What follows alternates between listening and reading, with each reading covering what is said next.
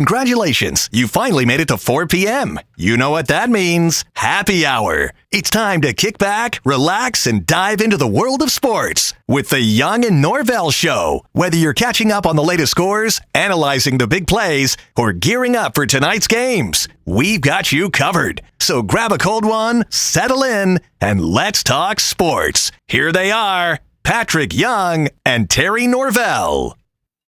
All right, here we go. It is a hump day. If it's hump day, well, that means it is Twin Peaks Day. Thank you very much. Isn't that funny how that works? Terry Norvelle, Brent Beard, Patrick Young may join us in a little bit, hopefully via phone. We are set up at our Wednesday home, Atlantic and Kernan. Twin Peaks, wonderful addition to the restaurant community here. A lot of people checking it out at high noon or actually at happy hour, 4 till whenever. They got double happy hour. Brent Beard, a lot to get to today on the program, a lot of college stuff, a lot of Jaguar stuff. Word came out today. Don't mean to just jump into it, but we will. Word came out today from Jaguar headquarters. Trevor Lawrence is out. Yeah, saw that. For the Detroit game, and probably discretion, better part of valor. Is that the phrase? Yes. Is that the phrase? It's close enough. I mean, they're 2-8. They're going to Detroit. Jaguars are not a good football team. You know, Lawrence would not be anywhere near 100% if he went to Detroit. No. Why play him with the bye week? Why play him? There's no use. No, absolutely not. That's good. So will Mac Jones start again? Looks like Mac Jones will get another start back-to-back. And Mac Jones is really, I think, and please add your thoughts on this. Mac Jones is playing the next couple weeks, and they're probably going to hold Trevor. Why would you bring him back the stretch run? I agree. Is Mac Jones, I think he's playing for his potential. Am I going to be a starter and get one more chance in the league? Or am I going to the next 10 years, which is a good living? Am I going to do this for the next 10 years? Carry clipboard. Right, carry clipboard, right? And he's got to play better than he did Sunday. He does. Mac Jones can quarterback the Jaguars. The Jaguars can lose football games. The Jaguars can lose football games 24-10, but Mac Jones independently can still put a nice independent video resume out there. He did not do that Sunday. Yes. Yeah, look, Mac Jones has the time. He is a very accurate quarterback, was very undervalued at first in Alabama, really came along.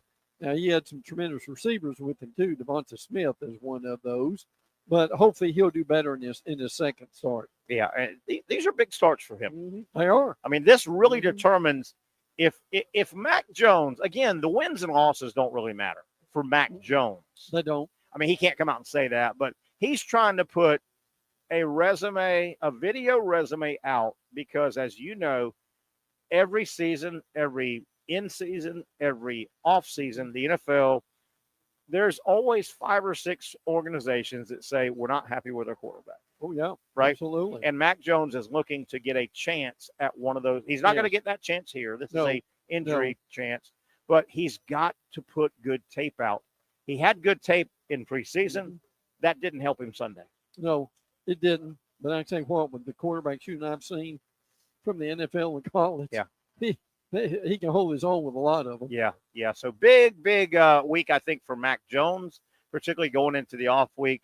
The Jaguars, the more and more I think about it, I don't think they're going to lose enough to get the number 1 pick. But the more and more I think about it, I think the number 1 pick is one of the few things that they could use to start digging out. The Jaguars need the number 1 pick. Are you of the same camp? And feel free to not agree with me.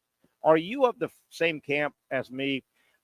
If the Jaguars lose enough games down the stretch to get the number 1 pick again, it would be the 3rd time in 5 years. That's unprecedented. I've got the numbers. We'll go over them. Mm-hmm. Are you in the camp that the Jaguars, if they get the number 1, go draft? The best player in the draft is going to come out to be Travis Hunter. He's going to – he can help a lot of teams. Yeah.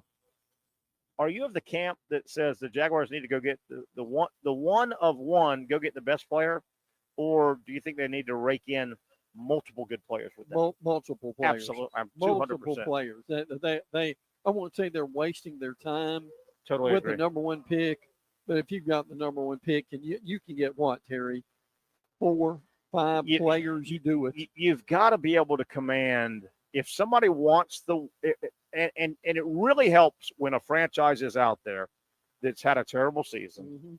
like the Jaguars, Mm-hmm. that has earmarked, we have to get a quarterback of the future.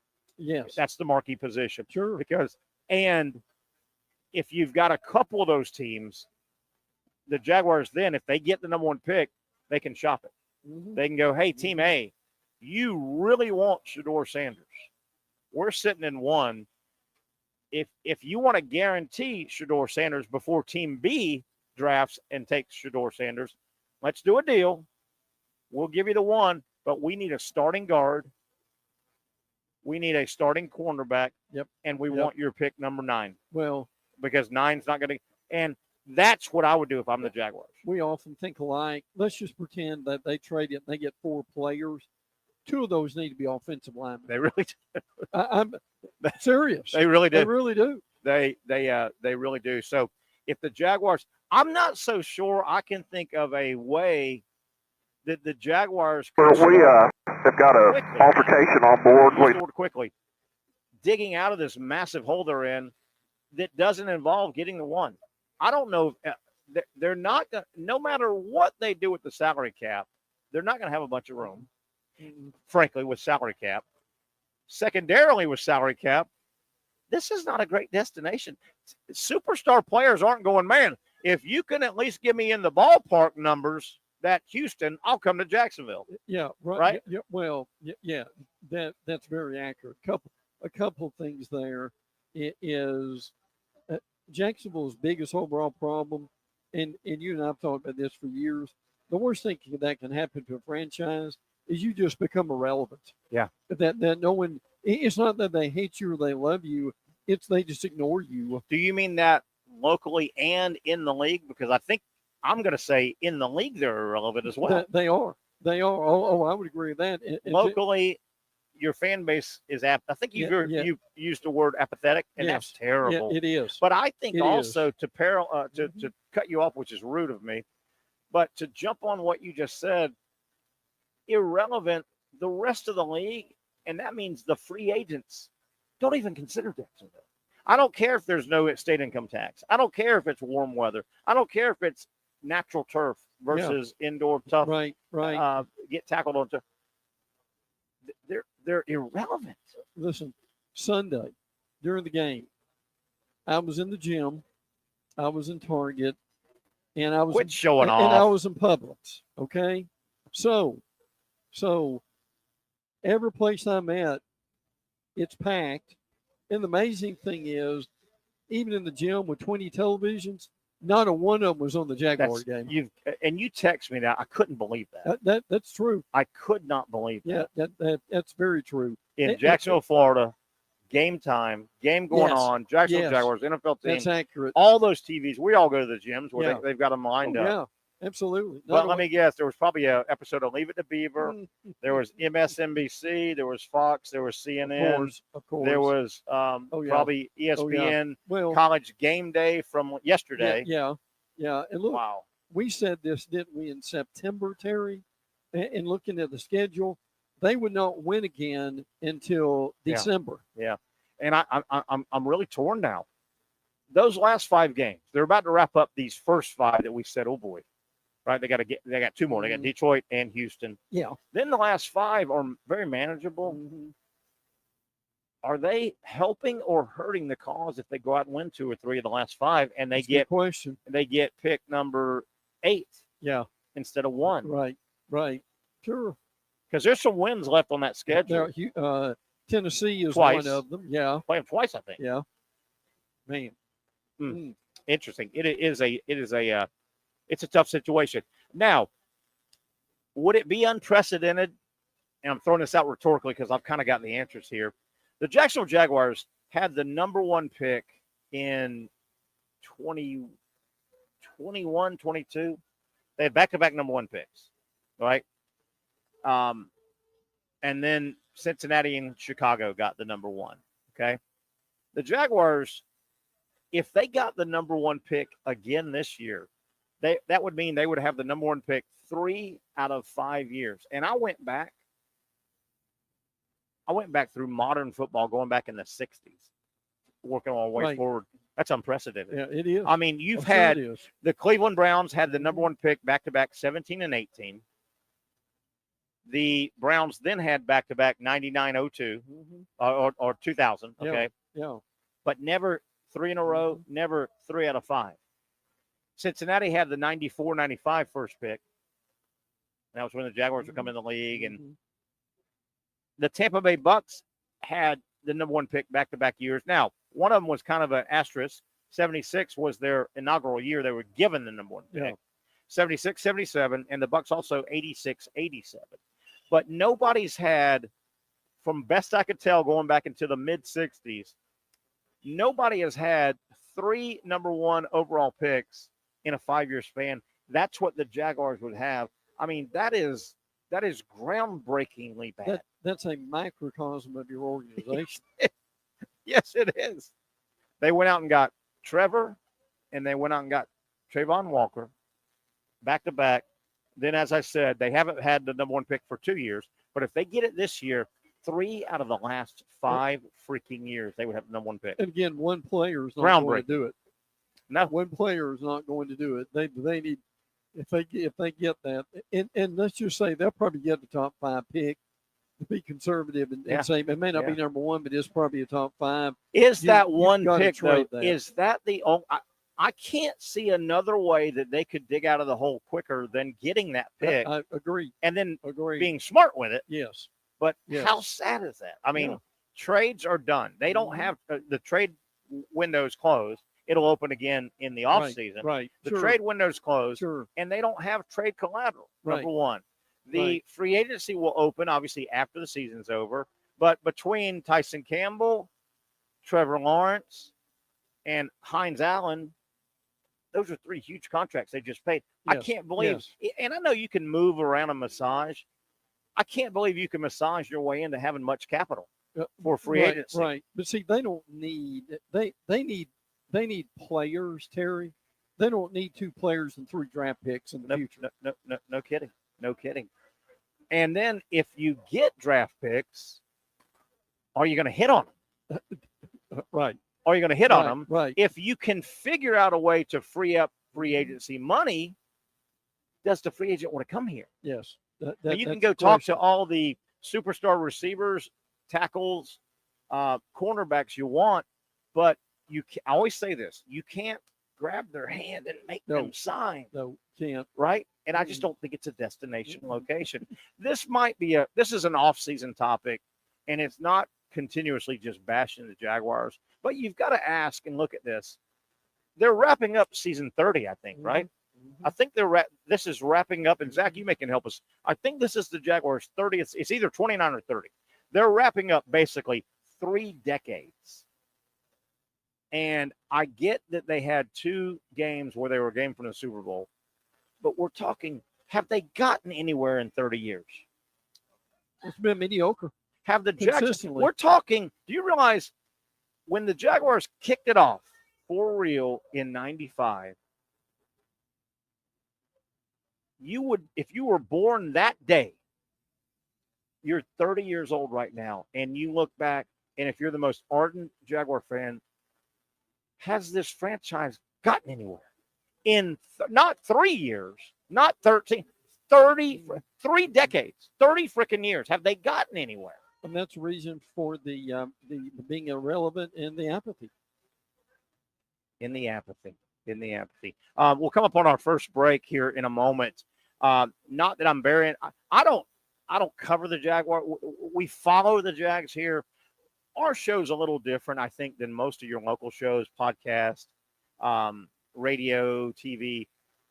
I think you're a big part of this show, and I've leaned on you over the years. Patrick Young obviously is a part of our naming of our show, and when we were putting this thing together, do we cover the Jaguars? Do we follow the Jaguars? Of course, this is our number 1 topic right now. We're talking about, but I think the last thing we thought our show, which is over 2 years old now, the last thing we need to do is be show number 16 that all you do is talk about the Jaguars, right? There's plenty of that out there. Right. Right. I didn't think we needed to just say, okay, there are 15 other shows that 80% are Jaguars. Let's do it again. There are 15 shows in and around our area, and you know the colleagues. I know the colleagues. I love them all. You love them all. But they're all the same show. There's really one show with 15 different voices. Yes. I didn't think we needed to be A, thrown in that mix, and B, I'm certainly happy. I don't tell you what to say. I don't tell Patrick what to say. Y'all don't tell me what to say. I'm happy, though, that our show, I think we are here looking at the Jaguars from afar, and I think with a much clearer eyeball. Yeah, would you agree with that? And probably a little more impartial. I would agree with that. Looking at it too, which I think is important. I totally agree with that. But I'll tell you this. I bet you've had this happen too. I'll have people sometimes they'll come to me and say, "I want to start a podcast. I want to get into sports." I know where you're going. The first thing I tell them is, do not do a Jaguar podcast. Absolutely. Well, no, I know the Jaguars. Me and my buddy, we're Jaguar fans. We want to get on, and if you can help us, guide us, and we want to do a 2-hour show 3 times a week, and it's going to be, we're going to call it Jaguar Today. And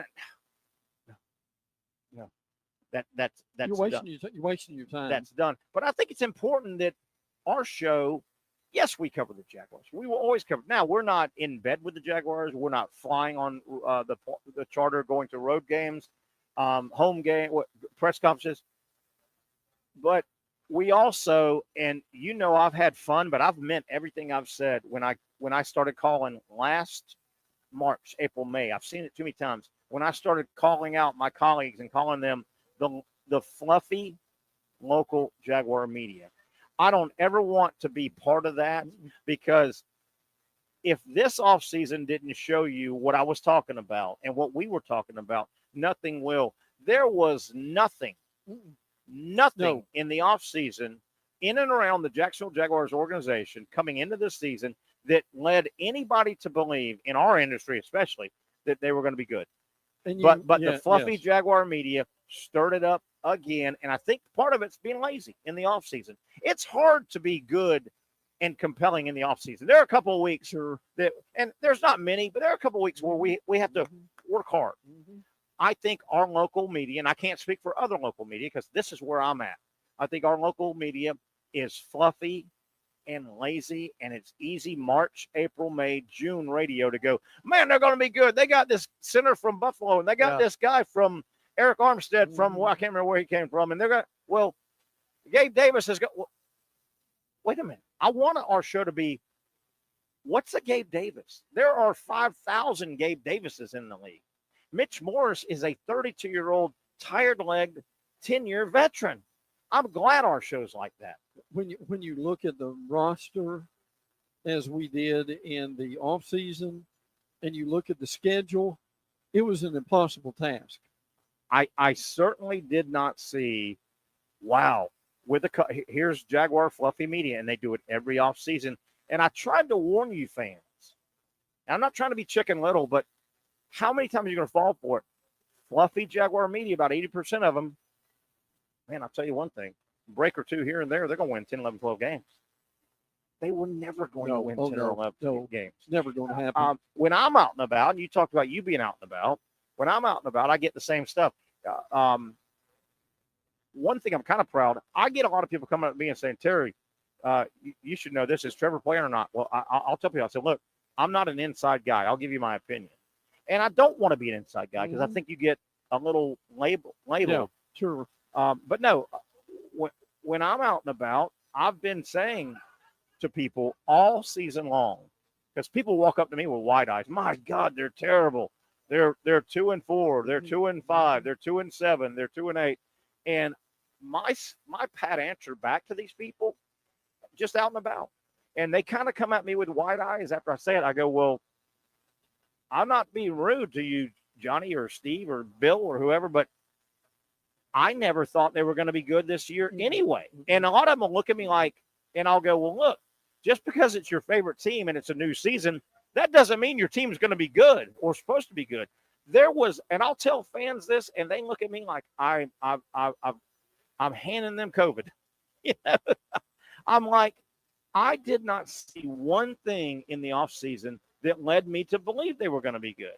There's a long way from this, but when you've got that many holes, in your lineup. You don't fill those holes in one offseason. No, you wouldn't think. Let's take a break here. We're cruising along. Remember, in the second hour, we'll talk with Dr.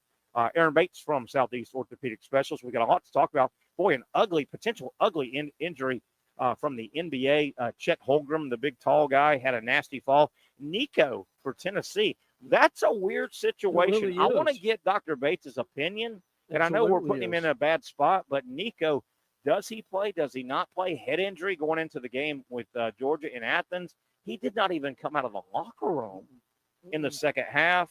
Dak Prescott has a nasty hamstring situation. We're going to tie that in also with Lagway. Will Lagway play for Florida? If he does, and if he can give them 25, 30 good snaps, I think Florida's got a chance. That and a whole lot more. Brent Beard, college football news and notes coming to you next on the Young and Norvelle Show, broadcasting live from Twin Peaks.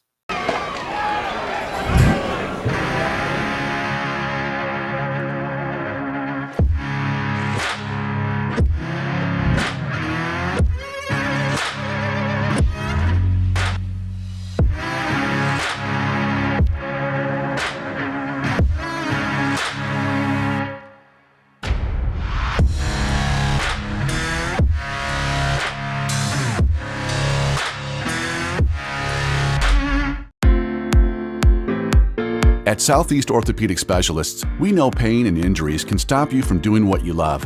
This is why our board-certified orthopedic specialists offer the latest in both non-surgical and surgical treatment options and create a treatment plan tailored to your unique lifestyle and goals. So, whether it is a sports injury or that nagging pain that's keeping you from doing what you love, our team has the right treatment for you. For more information or to schedule an appointment online, visit our website. Finally, a family atmosphere, kid-friendly restaurant with a real sports bar feel. Bricks Jags Beach features all of that and a large, climate-controlled covered patio with misting fans and heaters for all seasons. Mix in an extremely diverse menu that features the most quality and affordable steak at the beach, and there's no reason not to enjoy your next lunch, dinner, happy hour, or big sporting event at Bricks Jags Beach, 300 2nd Street North in Jacksonville Beach. See you at Bricks Jags Beach. You really got to hand it to him. Hold on. The previous play is under further review. I'm not sure what he could review, but okay.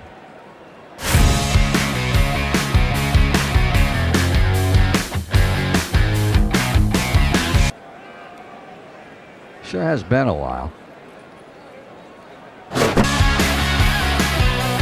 Dynamic Hurricane Grill and Wings for the football season. Well, there he is. Oh, what is that? The Action Sports Jax 24/7 network is streaming. I'm Stuart Weber, and I'm here to teach you a nice three-step process on how you can watch all your favorite programming from the Brent and Austin Show every weekday 10 a.m. to 1 p.m. or the Cup Date with me. It's fantastic. We talk NASCAR. It's a great time. Wednesdays at 1 o'clock. All right, first step, easy. Download the Action News Jax app. You probably already have it downloaded on your phone, so you might already have that one taken care of. Step 2, see that stack of pancakes up there? You click that stack of pancakes, and it's going to bring down step number 3, which is a full screen of all the different streams that you can click on, including the Action Sports Jax 24/7 stream. You click that, the video's rocking and rolling on your mobile device. You're watching all the shows you want to, and you're having a good time. You can also do it on your smart TV with the Action News Jax Now app. I do it on my Samsung TV at home. It's a great way to watch it on a nice, large screen for all the content. That's the Action Sports Jax 24/7 network. Hope you can find it. You trust CGC to make your water great, and now you can trust CGC with your plumbing needs as well. Fast, convenient scheduling, licensed and insured. A quick call away at 904-552-1242. You never know when you're going to have an issue with a shower, toilet, or maybe it's a sink that sometimes is easy to fix. All right, let's be honest. I'm not fixing anything. I'm totally staging this because when I have a plumbing problem, I call CGC Water Treatment and Plumbing. Trained professionals, transparent pricing, customer satisfaction. Small problem or even a bigger issue. Maybe you need a new tankless water heater or something a bit more intricate. The experts with 25 years of experience at CGC Water Treatment and Plumbing can do it all. Call 904-552-1242 or visit cgcwater.com. That's 904-552-1242 or cgcwater.com. CGC Water Treatment and Plumbing, an authorized independent Connecticut dealer. Florida license number CFC 143-2579.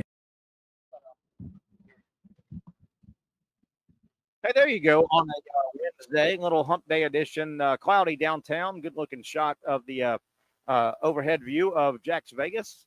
Look at there. Did you see that, Brent Pierce? I did. That's a good-looking shot. We just don't take advantage of that river enough. No. I don't think. And I'll tell you what's exciting coming up this weekend, my friend, 70s and 40s, which is just like Christmas Day. We got ourselves some fall weather officially rolling up in here. Speaking of official, this is our official Wednesday home, Twin Peaks. And, man, they got some stuff going on. Have you let me give you a real quick. We're going to get into some college football talk with Brent Beard, news and notes. But I want to tell you what's going on here at Twin Peaks, our Wednesday home. Hopefully you know where it's at by now, at the intersection of Atlantic and Kernan. Coming up this Friday, wait a minute, the 14th, which is tomorrow, National Pickle Day. Do you know that? National Pickle Day. And to celebrate here at Twin Peaks, if you come in and order $25 worth of food, you get free order of fried pickles. I love fried pickles. Do you like fried pickles? I love them. I'll pass. You ever had them? Yeah, I'm sure I have. You know, they get all battered up. You dip them in there, and because that's healthy for you. Yeah, that's all healthy for you. Yeah, but they're good. They're good. So National Pickle Day tomorrow. Friday, they will be carrying. It appears they do all the MMA and all that stuff because Twin Peaks is a big sponsor of the MMA and Ultimate Fighting and all that. Mm-hmm. But Friday is the Jake Paul Mike Tyson exhibition thing. Yeah. Have you followed much of that? A little bit. Tyson looks like he's ready to go. Looks like he's ready to go. Mike Tyson's like 58 years old, about to turn 59. Mm-hmm. The Jake Paul guy, 27. Yeah. You could almost call that elder abuse, right? Yes. But that event, and then this Saturday, UFC 309 is right here. This is a massive UFC hangout. I bet it is. They're a corporate sponsor. If you're looking to hang out and watch that type of UFC, MMA, or even the Tyson Paul with like-minded people, this place is jammed out. I've tried to come here twice, and I didn't even bother parking. Wow. And now there's tons of parking, but I wasn't going to come in and be a novice, so I just drove by. Yeah, I just drove by, but they'll take good care of you over the weekend, and then not to mention all the great college football. And, man, it's a good NFL weekend. They've got 3 or 4 good, compelling good versus good ball games coming up in the NFL. College football news and notes. Stuff you've got, stuff I've gotten from you. Before we get to that, and I don't know, Zach, can you let me know? I'm not sure if we have the Auburn basketball audio from what happened on their flight. Brent, you heard about this, right? No. Sum up what happened the other day. Yeah, I do have the audio. Okay, hang tight. We're going to get the audio for you folks to listen. But, Brent, I want you to set up when we asked Zach to play it for our viewers to hear. This is Auburn, Bruce Pearl, seasoned coach, big time, been around the block. Auburn's a good team. They're getting on their plane, their charter plane, to go play Houston, a top 10 program, Kelvin Sampson. They've been to the Final Four. Talk about what happened, just kind of what happened, what they're going to hear. Yeah, they Auburn was going on the way to Houston. They'd gone on the plane. The plane left the ground. Somewhere early in that flight, the boys got mischievous. Somebody got mad at somebody else, and it actually turned into something physical, beyond words. In the air. In the air. Auburn's team fighting each other. Yeah. Now, I'm not saying it was a whole team or anything like that, but I understand I've heard as many as maybe 201 as far as a couple of guys. But they got into a physical fight in flight. Right. And you'll hear the pilot. We're going to play the audio momentarily. The pilot basically is radioing back to air traffic control, I guess Birmingham maybe, or wherever they flew out. Auburn may have their own little airport there. He's saying permission to come back. Yeah. And he's telling why he wants to come back. And it sounds like he conveyed it well enough to where there were police meeting the flight on the tarmac. Yeah. So yeah, but see, there are and look, the airlines no longer, they just don't put up with that. No, it's too risky. There's a zero tolerance for that now. Yeah, but this was player on player, teammate. And Zach, go ahead and play it and let us know when it's done.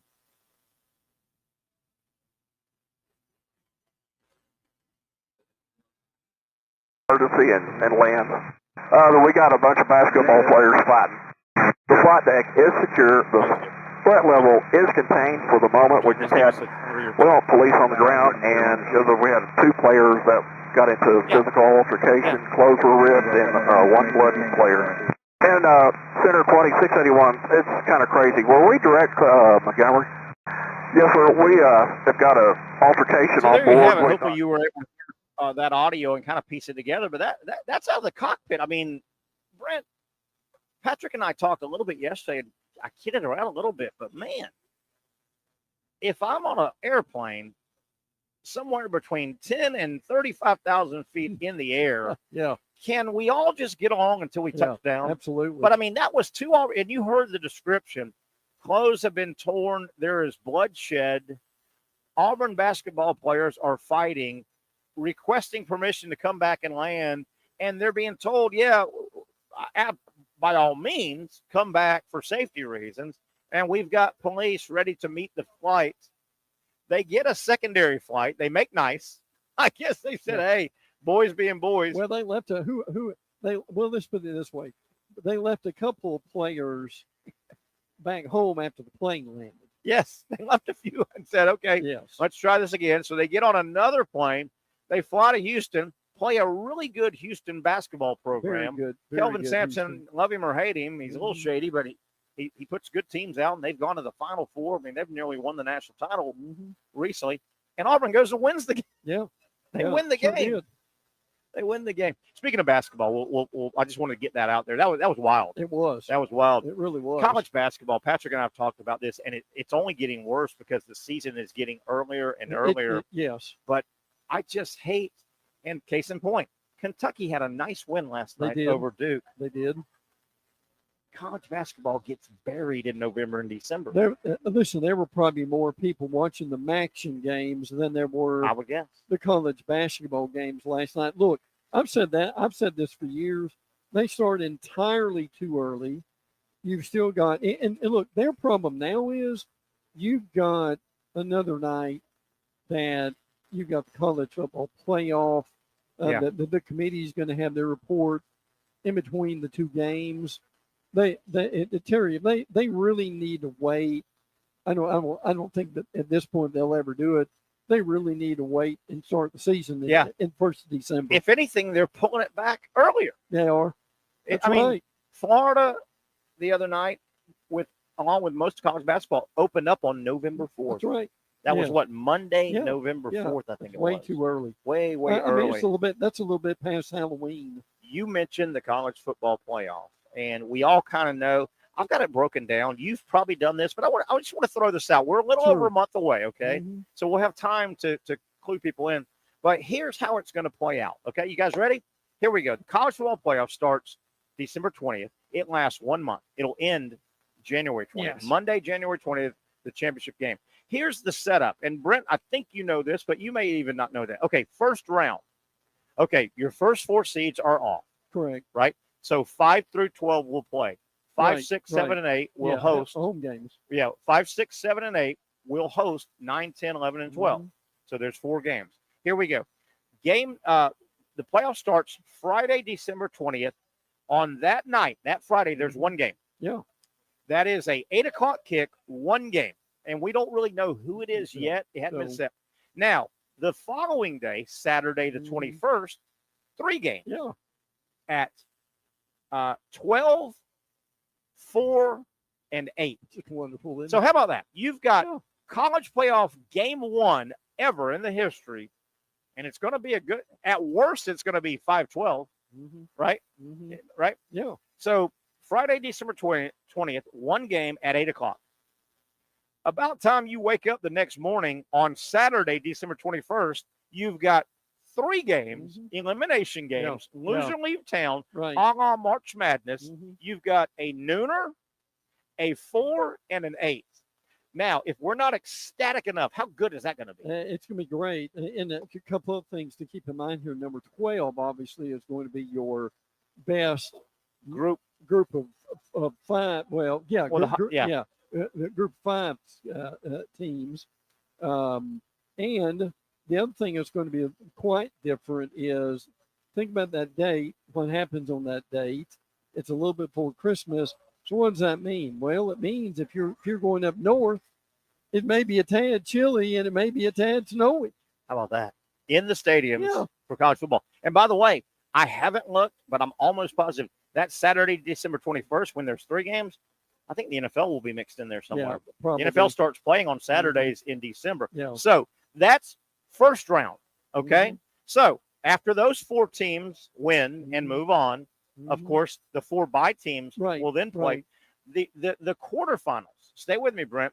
The quarterfinals will be Tuesday, December 31st, New Year's Eve, 1 game, 7:30, the Fiesta Bowl. Yeah, that's pretty that's pretty smart. Okay, yes. so 1 game, December 31st, New Year's Eve. Okay, so somebody's going to get eliminated there. Sure. Somebody's going to move on, 7:30. The next day, Wednesday, January 1st, New Year's Day, 3 games again. Okay, you with me? So you have at 1, 5, and 8:45 the peach, the rose, and the sugar. Of course, the rose has to be there 5 o'clock New Year's, course. right? Of course. So the second round, which is the quarterfinals, it's a 1-3 again. How good is that going to be? It's beautiful. Okay. It's beautiful. Well, the great thing about that is if you like January 1st football, you're going to have 3 games. I'm glad you pointed that on January 1st. And I think there may be even more. There may be a few. But see, you said something. You and I grew up in an era. January 1st was the special bowl day. It really was. There were the 4-ish big bowls and 2 or 3 others. It was all day. So they've protected that, and the Rose Bowl has to have their 5 o'clock. Of course they do. Okay, so at that point, we're down to 4 teams. We've been eliminated. Yeah. How good? So you and I are just off the chart right here at this point. Yeah. Okay, so then fast forward a little over a week later, we go to Thursday, January 9th. There's only 4 teams left. Semifinal game number 1 on Thursday, January 9th. 1 game, 7:30 kick in the Orange Bowl.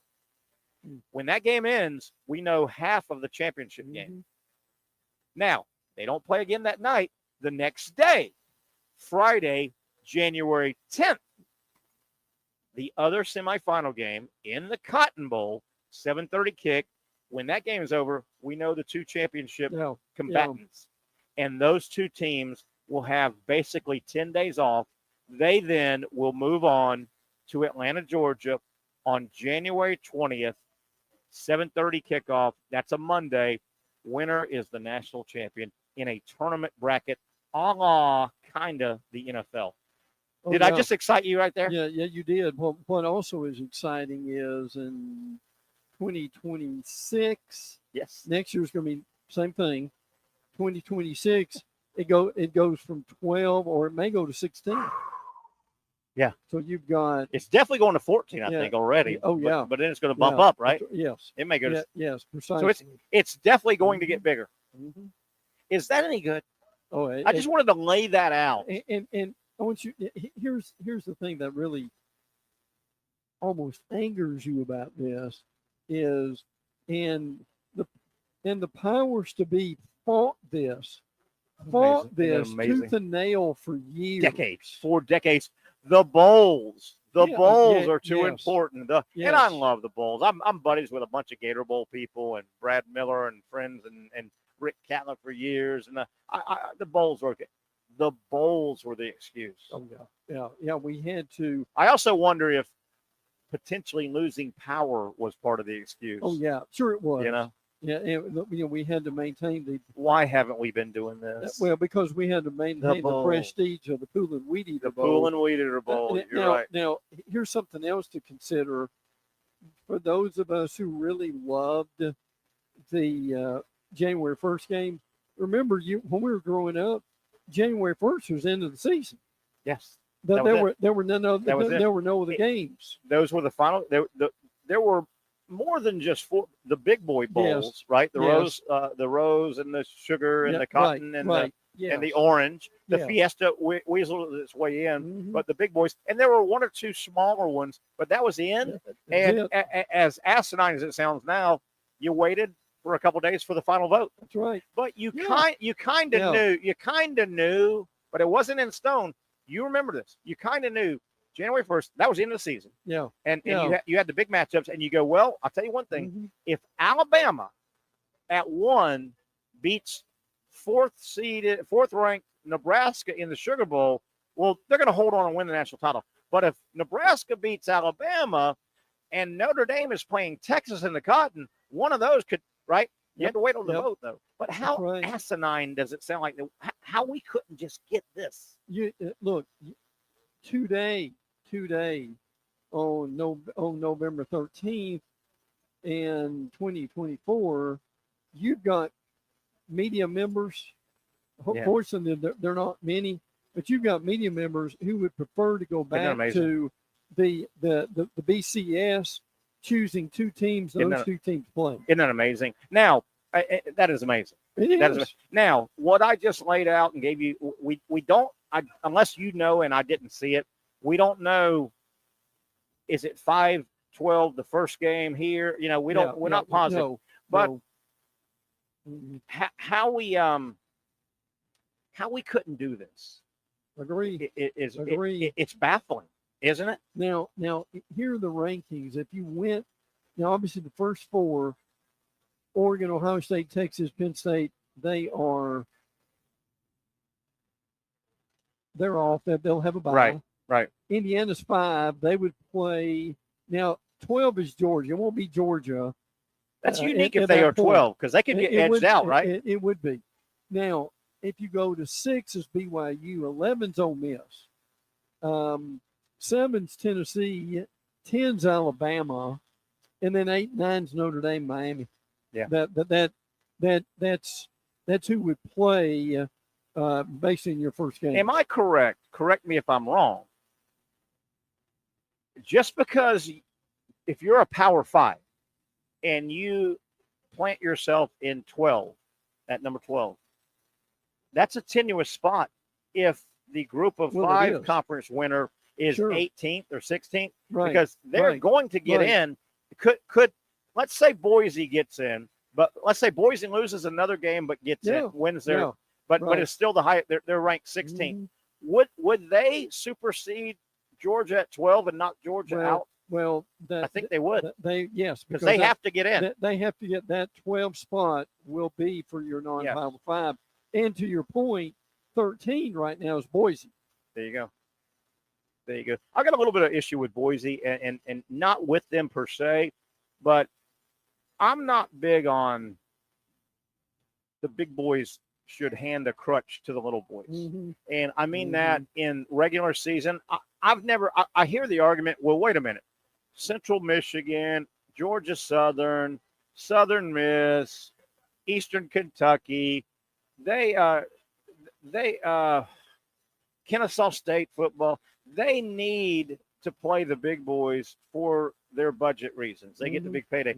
I've never thought that the big boys should finance the little guys' athletic program. Yeah, and a lot of people do now. And I just don't think. With that said, nothing against Boise, and I'm going to supersede and put them in as the group of 5 highest ranked. I just hate the fact that looking at Boise's schedule, they're going to get in, and their guy's probably going to win the Heisman Trophy. And nothing against him, Genty, or Boise State. Unless Hunter wins it, but you and I know that, and I'll feel this way even if Boise wins a first-round game. I think that can happen. Upsets happen in college football all the time. I know I'm going to have an issue when Selection Sunday rolls around in 5 weeks, 4, whatever it is, and Boise's that last spot if they hold on and win the rest of their games. I know I'm going to be able to rattle off. You're going to be able to rattle off.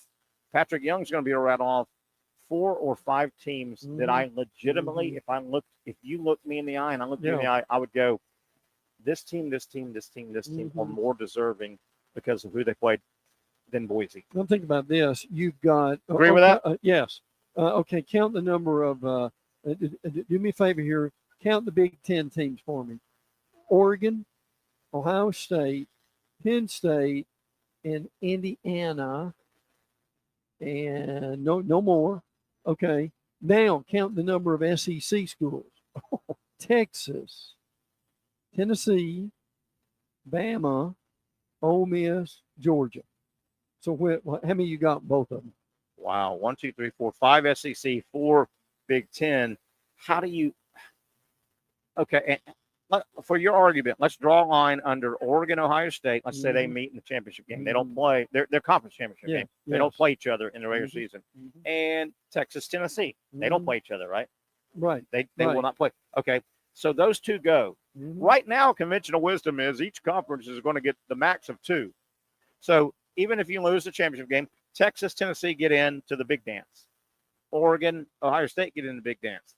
Boise, because we have a crutch built in, are you going to tell me you're going to leave Alabama? What if Alabama doesn't qualify, but they run the rest of they just don't qualify tiebreakers? Well, they run the table at 10-2. Yeah. Ole Miss, they don't play each other. Ole Miss could run the table at 10, just tie break their way out of it. Yeah. Penn State. What if Penn State tie breaks their way and doesn't get in Indianapolis? Are you telling me you feel comfortable putting Boise ahead of those guys? No. But the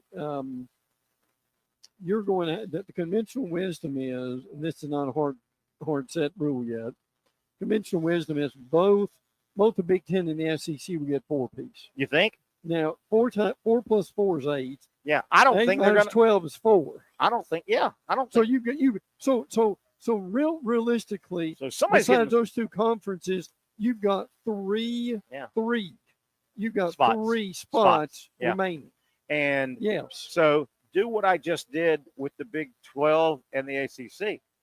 What if SMU and Clemson find their way in Charlotte, and Miami, because they had an ugly loss, doesn't find their way to Charlotte? Right. Hey, Miami, thanks. Boise's going, but you're not. Yeah, right. Boise's going, but you're not. Yeah.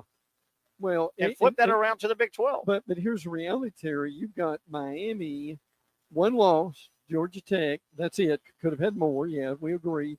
But what if Miami? Yeah, to your point, what if they only have 1 loss and don't qualify for Charlotte, and somehow don't qualify tiebreaker wise? Yeah.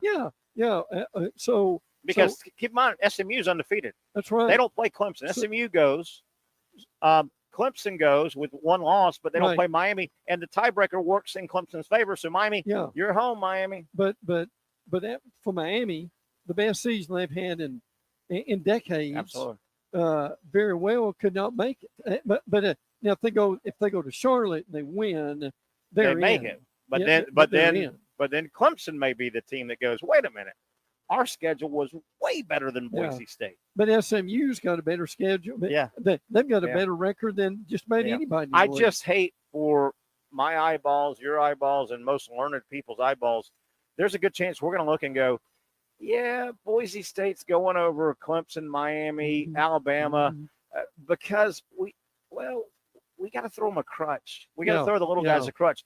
How's that going to sit in the locker room of Alabama? We sure. How's that going to sit in the locker room of Miami? And Genty, I'm fine with Genty. I don't got anything against the running back for Boise State. His numbers are ungodly. Even though Miami lost the other Saturday, Ward put up 300 yards and a couple touchdowns. He didn't have his best game, but he had a good – Genty's had a 120-yard game. But what kind of ungodly numbers would Ward put up playing Boise's schedule? Well, and another point here is look at the teams near 12.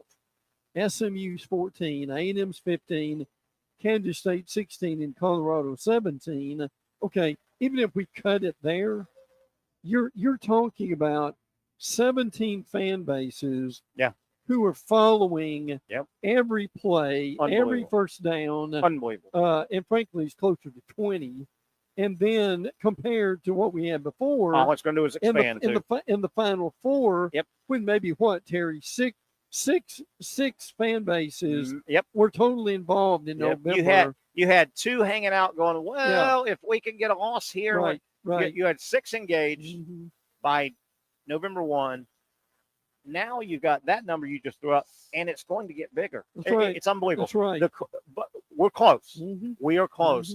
But everything we just talked about, if this team wins and they can get in and all, we got to get to where the NFL is. The NFL doesn't have any of that. The NFL has mathematical formula. Right. They have multiple divisions. but they have mathematical black and white. They don't have any of this. Well, the Eagles fans are sitting there going, gosh darn, if we can win by 30 or more, a pretty win, and if the Giants can knock off the Cowboys, I think we'll get the vote. No, that's the next and last step. So it's right? College football's got to get away from committees. Yeah, it's an improvement, but it's not where it needs to be. It's not 100%. It's 75% now. And I'm concerned that a lot of your powers in college football, they don't want to give total control. They don't want to finally let it go. No, they want to be in the I'll committee. tell you that. Now, here's another big deal that has been changed and changed for the better. National Signing Day is December the 4th. It's the first Wednesday, not where it was like the 20th and the 21st. Right. And that week you've got playoff week. Yes. So you can't have National Signing Day. So signing day is when now? Signing day is the first Wednesday of December. And that's roughly the 4th, you said? I think it's and the portal's coming up in there too. Yeah. The opening of the portal. But you don't want signing day right in the middle of the playoff week. No, absolutely not. No. College football, it's been a long task, and we've lived it. We're getting better. College football. Yeah. We're not perfect, but we're close. But see, the first Wednesday of December is still the same week as a conference championship week. Yes. I didn't think about that. We're getting close. Yeah. And we can get there. Yes. The next major thing that has to happen to get us there is there's got to be somebody's got to figure it out. Smart people got to figure it out. You and I could do it if they asked us. But we've got right now, what are there, 130 Division I schools? We've got to lop it down. 1, 3, 4. The NFL has 32. Yeah. Okay. Yeah. And it's a lot easier to manage. Right. College football, I get it. It's bigger than the NFL. Yeah. But we've got to get down to 64 total teams, 70 teams. And then it's really manageable. It is. Then you bust it up into That's very much coming. Conferences, you bust it up into divisions, and then it's almost black and white like the NFL, right? Yeah. Yes. These 4 divisions get in, these 4 divisions get in, Right. and 4 at large, and then the at large is the same as the NFL's wild card. Yeah. And then you go, no committee. You've got to get the committees out. You've got to get the committees out, right? Yeah, you do. But just did anything surprise as we go to break? Did anything surprise you on the second reveal? It doesn't really matter. No, but not particularly. Kudos to South Carolina. LSU went down. Missouri, but they won. Still got Army at 9-0 and Tulane at 8-2. Is there an uglier team? But they get it done somehow. That's still in the mix. I don't think they're really in the mix. But is there an uglier team than Missouri? That's still. You got to say they're in the mix. They're not going to be in the mix. But what about their win the other day in the final minute? Oh yeah. Look, I don't know how Oklahoma lost that game. They scored both teams scored 4 touchdowns in the last 2 minutes. Now the other team that the people are going to when they really look at this, they're going to wake up and say, "Why is Indiana in there?" Yeah, because nobody. Because they're in the Big Ten and they're undefeated. That's why. If Indiana was in Army's conference. Yeah, right. I think people go, who the hell's Indiana? They haven't played anybody. Real quick, we got a few minutes, about 4 or 5 minutes before the top of the hour. We'll talk with Dr. Bates at the top of the hour. We'll keep Brent around. If you handed out SEC Coach of the Year, I've got 2 names, and they played each other, so this may be, but Clark Lee would be one. Clark Lee, Shane Beamer. Yeah. I mean, anybody else in consideration? I mean, what about now? South Carolina just beat Vanderbilt. Mm-hmm. I don't know if that's the determining factor, but Clark Lee, Shane Beamer, who saw those 2 coming? Tip of the hat to both of them. No, I agree with that. I mean, if Kalen DeBoer in his first year, if they run the table and win the SEC title game and they're 11-2, maybe. But yeah, I don't think that has the shock factor. But no, it doesn't. Vandy has beaten Alabama. Yeah. I mean, Vandy beat Alabama. South Carolina's got big wins. And listen, Diego, the quarterback, Pavia wants another year. Yeah. Why in the name of all that's good in the world would you deny? I mean, one of the most exciting players in America. Why not give him 10 years? He's not an NFL guy, right? No, absolutely.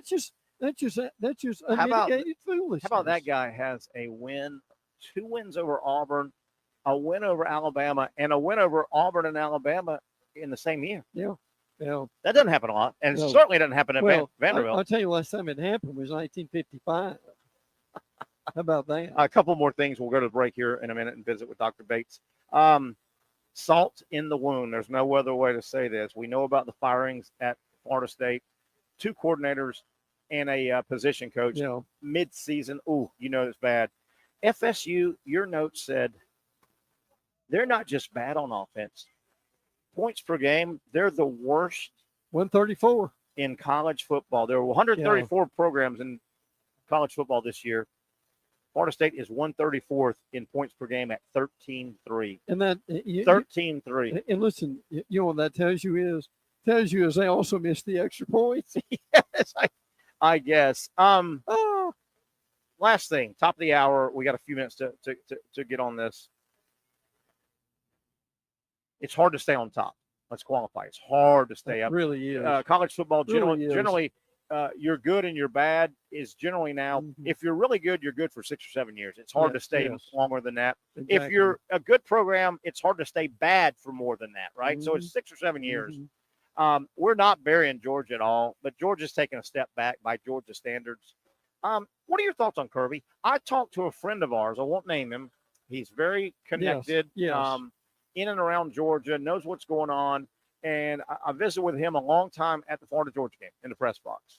And we got to talk about Kirby a little bit. And he mentioned to me, and again, he won't go named, he mentioned to me that there are some people around the Georgia program that are concerned about Kirby Smart.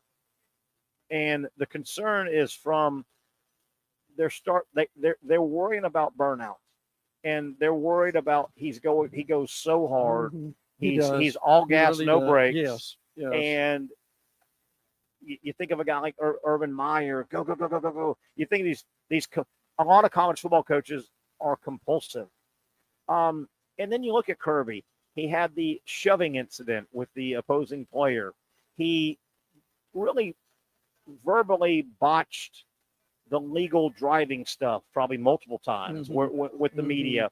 He called one of his players an idiot the other day. Yeah, right. Is he is there cause for concern? I mean, well, I know he's a type A guy anyway. He is. I mean, he's a Saban disciple, so that's where that comes from.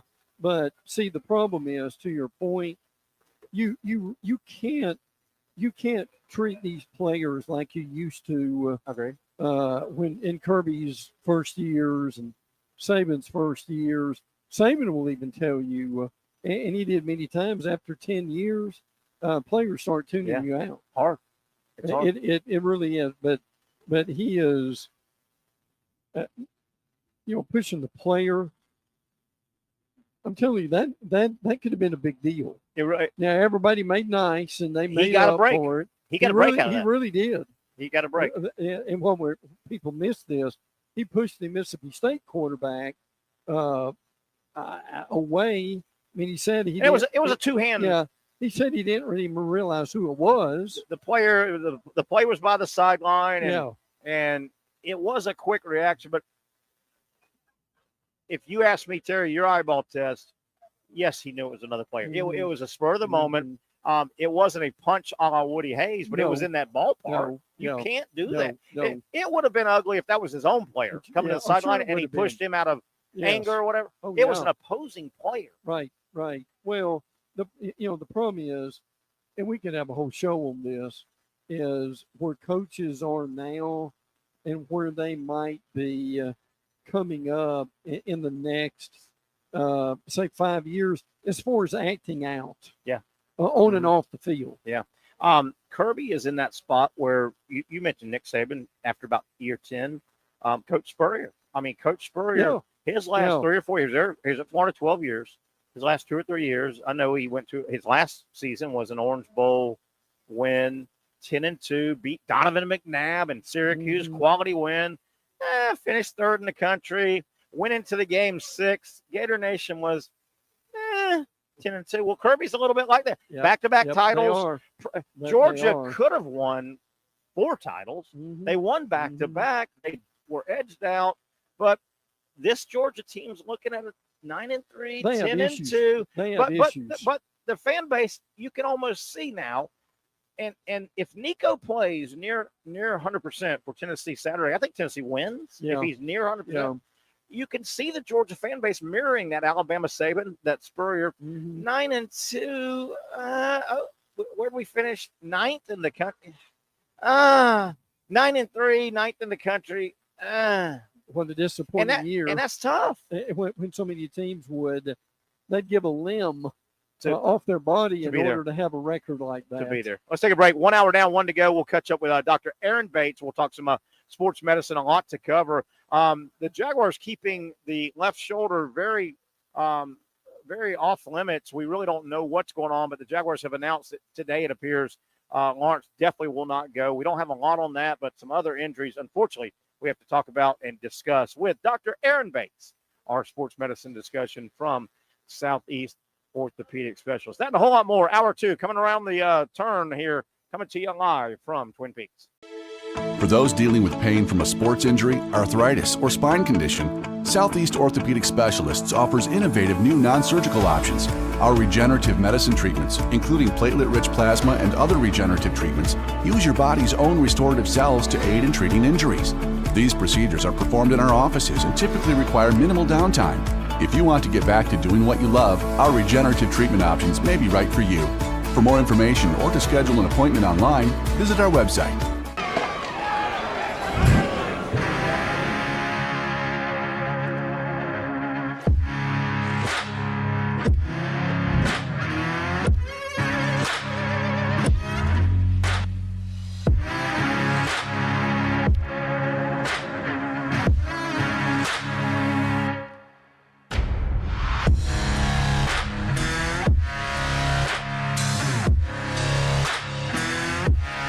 Finally, a family atmosphere, kid-friendly restaurant with a real sports bar feel. Bricks Jags Beach features all of that and a large, climate-controlled covered patio with misting fans and heaters for all seasons. Mix in an extremely diverse menu that features the most quality and affordable steak at the beach, and there's no reason not to enjoy your next lunch, dinner, happy hour, or big sporting event at Bricks Jags Beach, 300 2nd Street North in Jacksonville Beach. See you at Bricks Jags Beach. Since 1936, Procter Ace has been proudly helping Jags with all your home and garden projects. Whether you need tools, paint, plumbing supplies, or expert advice, we've got what you need to get the job done right. Looking to brighten your yard? Visit our garden center for plants, tools, and everything to make your outdoor space flourish. You're not just shopping here, you're part of our community. So come in today and let us help you tackle your next project with a smile. After all, Ace is the place with the helpful hardware, folks. When I say it means something to me, gentlemen, it means something to me. High school football is back and it's bigger than ever. Welcome to the Friday Night Zone Blitz. It is bigger than a game. Watch the biggest games each week live as the action unfolds with instant reaction and analysis from our Hall of Famer, Kevin Sullivan. It starts with live look-ins at the top matchups, including our Jaguars Prep Whataburger Game of the Week, and that is just the beginning of 4 straight hours of coverage. From 8 to 10:30, the Friday Night Zone Blitz is streaming on our Action News Jax app and online. At 10:30, the Friday Night Blitz you know and love. A half hour of highlights from around the area. 11 o'clock, we shine the spotlight on the bands that pump up the crowd. 11:15, it's time to blitz through the highlights online and on air. Then 11:35, back to the stream to break down the night's results with a reaction from local coaches. 4 straight hours of high school football on the Friday Night Zone Blitz. Only on Action Sports Jax 24/7.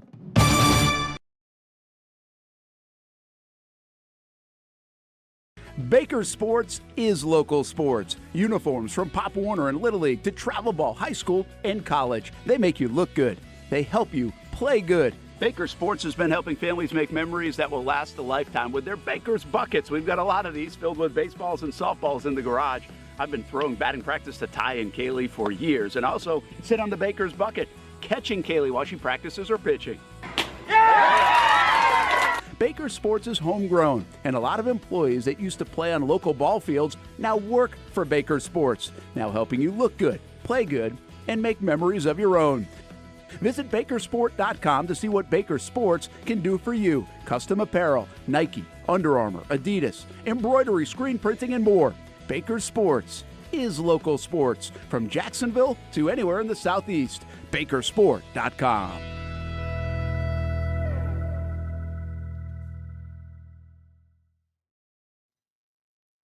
All right, time to talk a little sports medicine here. Unfortunately, sports injuries are part of the sports world. Terry Norvelle, Brent Beard here on a Wednesday live from Twin Peaks, joined now by Dr. Aaron Bates from Southeast Orthopedic Specialist.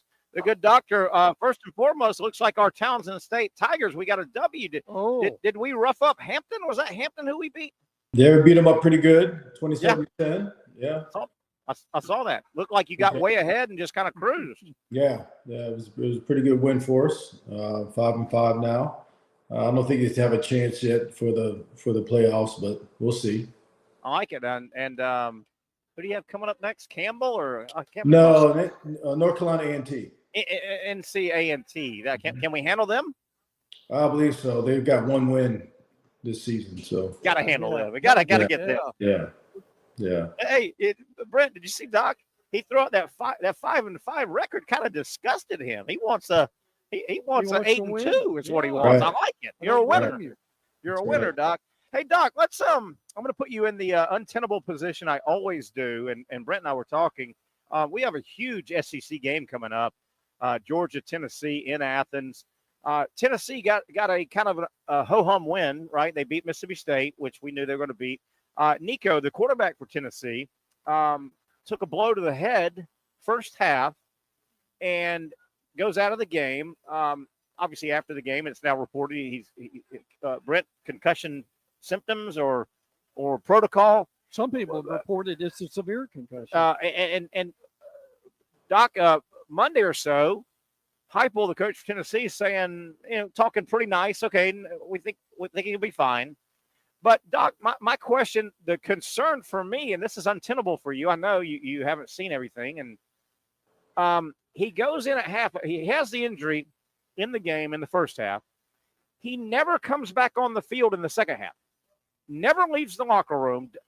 After the game, he was spotted walking around shaking hands. But to me, and Brent, I don't know if I'm a Pollyanna here, the fact that he did not come out for the second half, even to stand on the sideline, Doc, is there? Should I be concerned about that? That concerns me. Well, you never know what goes on behind closed doors. They could have said, "Hey, this may be a mild concussion. You're kind of passing all the tests, but do we actually need you for this game? Should we not risk you for the second half? Because we have Georgia coming up next week. Yeah.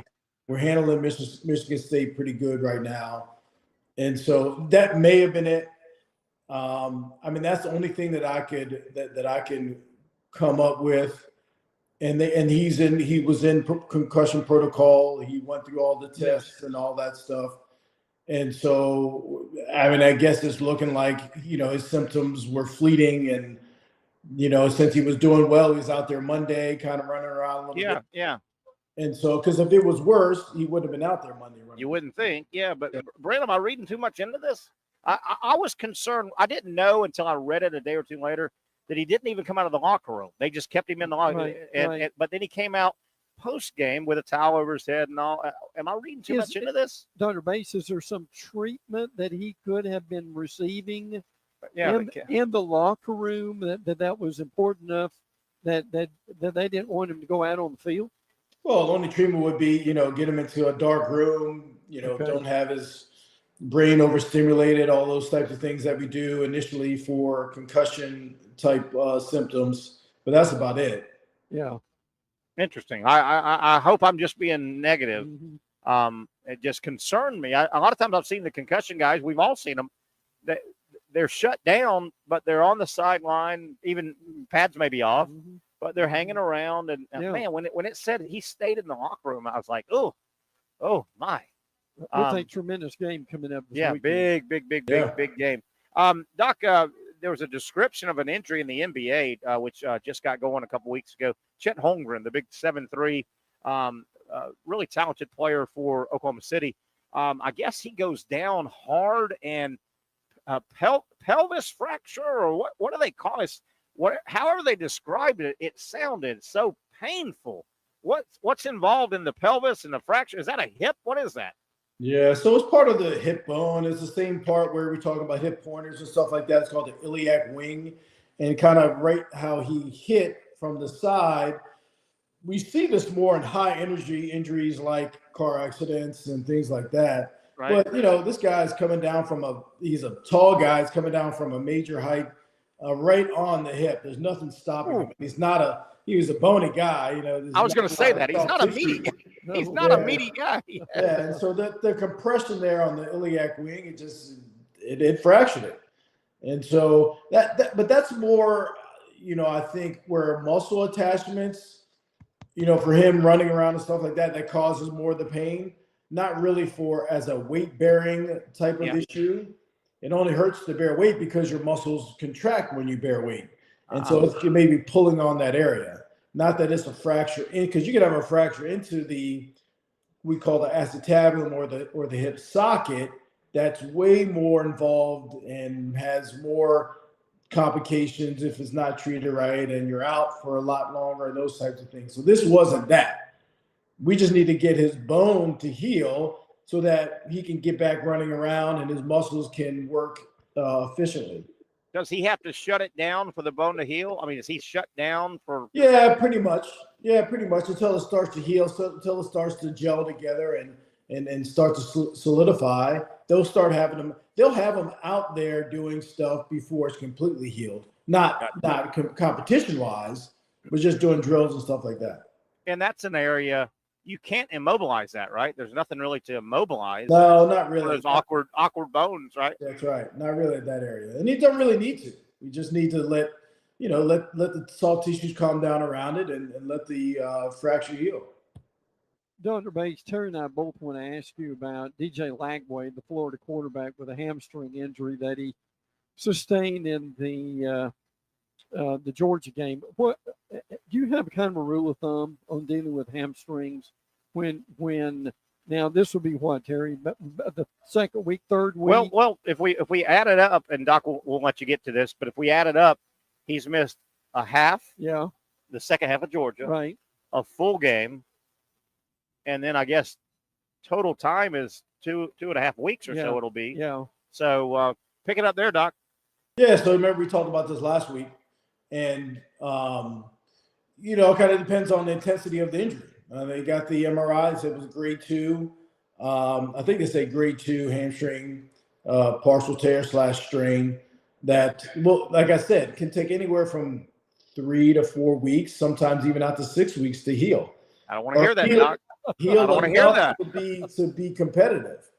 And so it looked like he was making some strides early on, but obviously he wasn't good enough or healed enough to be effective on the field. Now we'll see, what happens this weekend.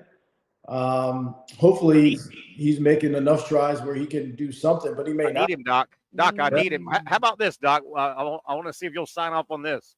If the entire offensive line at Florida, if they all pinky swear that they will protect him in a shotgun, can he stand back there and throw 20, 25 passes if he's not hit? Can he do that? Will you be okay with I think the pinky swear is a game changer. So you pinky swear, that throws everybody off. I need him, Doc. Yeah. Doc, I need him now. I need him. Billy Napier needs him. Yeah. Right. Dr. Bates, let's go a little further with that. Dak Prescott of the Cowboys. Yeah.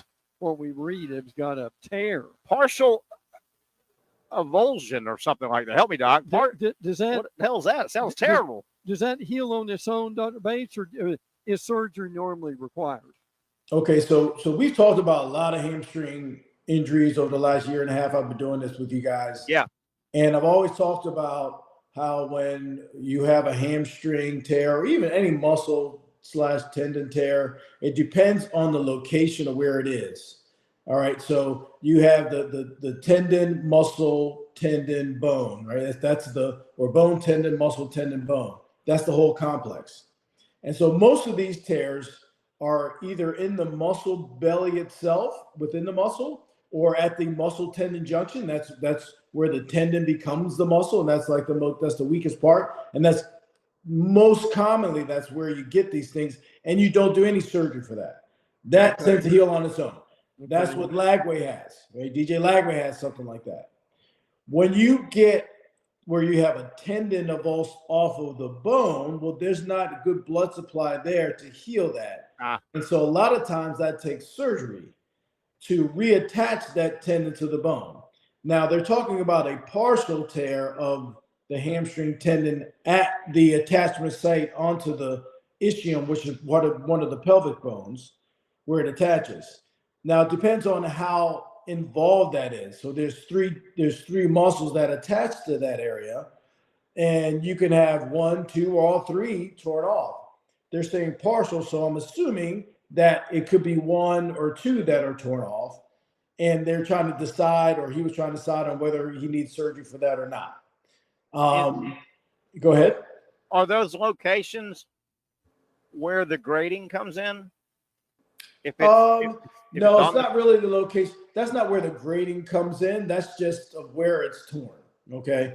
Now you can grade these tears. There's a different classification for that. It's not that helpful for that, and not many people use it for as far as the tendon avulsion off the bone. But am I hearing you right that, and I may have this backwards, but there is a location of a hamstring tear that you would prefer versus not? You would prefer it being in the middle of the hamstring, not near the bone? Right. You would, as far as having surgery or not having surgery. So for not having surgery, you would prefer it right around in the muscle area or the muscle tendon area. And that way, you won't need surgery for it.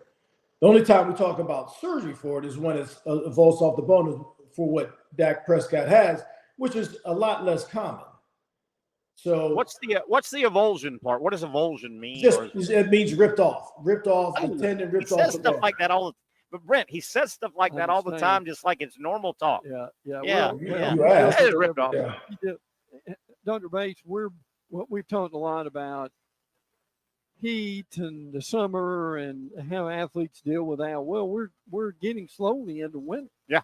What do you suggest as far as when athletes, whether it's football or women's soccer or whatever it might be, we're about to head into some months that how do they protect themselves in cold weather to keep from problems coming? Any advice you give your folks for that? Well, I think people misunderstand as far as being dehydrated, that can only happen or usually happens when it's really hot, but it's not. It can happen at any time. Okay. And we do find that even in colder weather, that people still cramp up and are more vulnerable to injuries because they think that they don't get as dehydrated because of the colder weather. So they're not, drinking water all the time and preparing in advance for competition. It's always preparation. That's always going to be the thing. Brent just made me think of something. I don't know. I've never really thought this through, and I don't know if there's any studies to back it or not back it. But when the seasons change in sports, football plays through. It's hot as hell when their camp starts in August and hot as hell for 2 or 3 months, and then certainly the NFL goes deep into January, so it's cold. Are there any studies that say there are a lot less hamstrings pulled hamstrings when the temperature goes below, or are there any studies that say a hamstring is more apt to be pulled when it's 100 degrees versus 55 degrees? Yeah, I don't know of any studies out there. There may be, but anecdotally, I don't really see that. Obviously, you're going to be feel a little stiffer in colder weather, and so warming up is I don't know if it's more important. It's certainly as important as in the summer. I got one more for you, Doc, and Brent May, and we'll let you go. I know it's we're using up our time. And Tua was one of the case studies that we talked about years ago, and it's come out a few times. That high ankle sprain, what do they call it? The shoestring tightrope. Tightrope. They call that, and to me, that's kind of something relatively new. I'm assuming in your field, in the medical world, there's always people tinkering with something. Might there be a tightrope hamstring?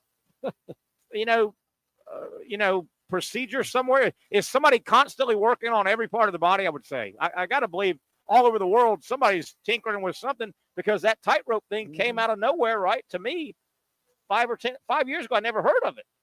So somebody was working on it somewhere.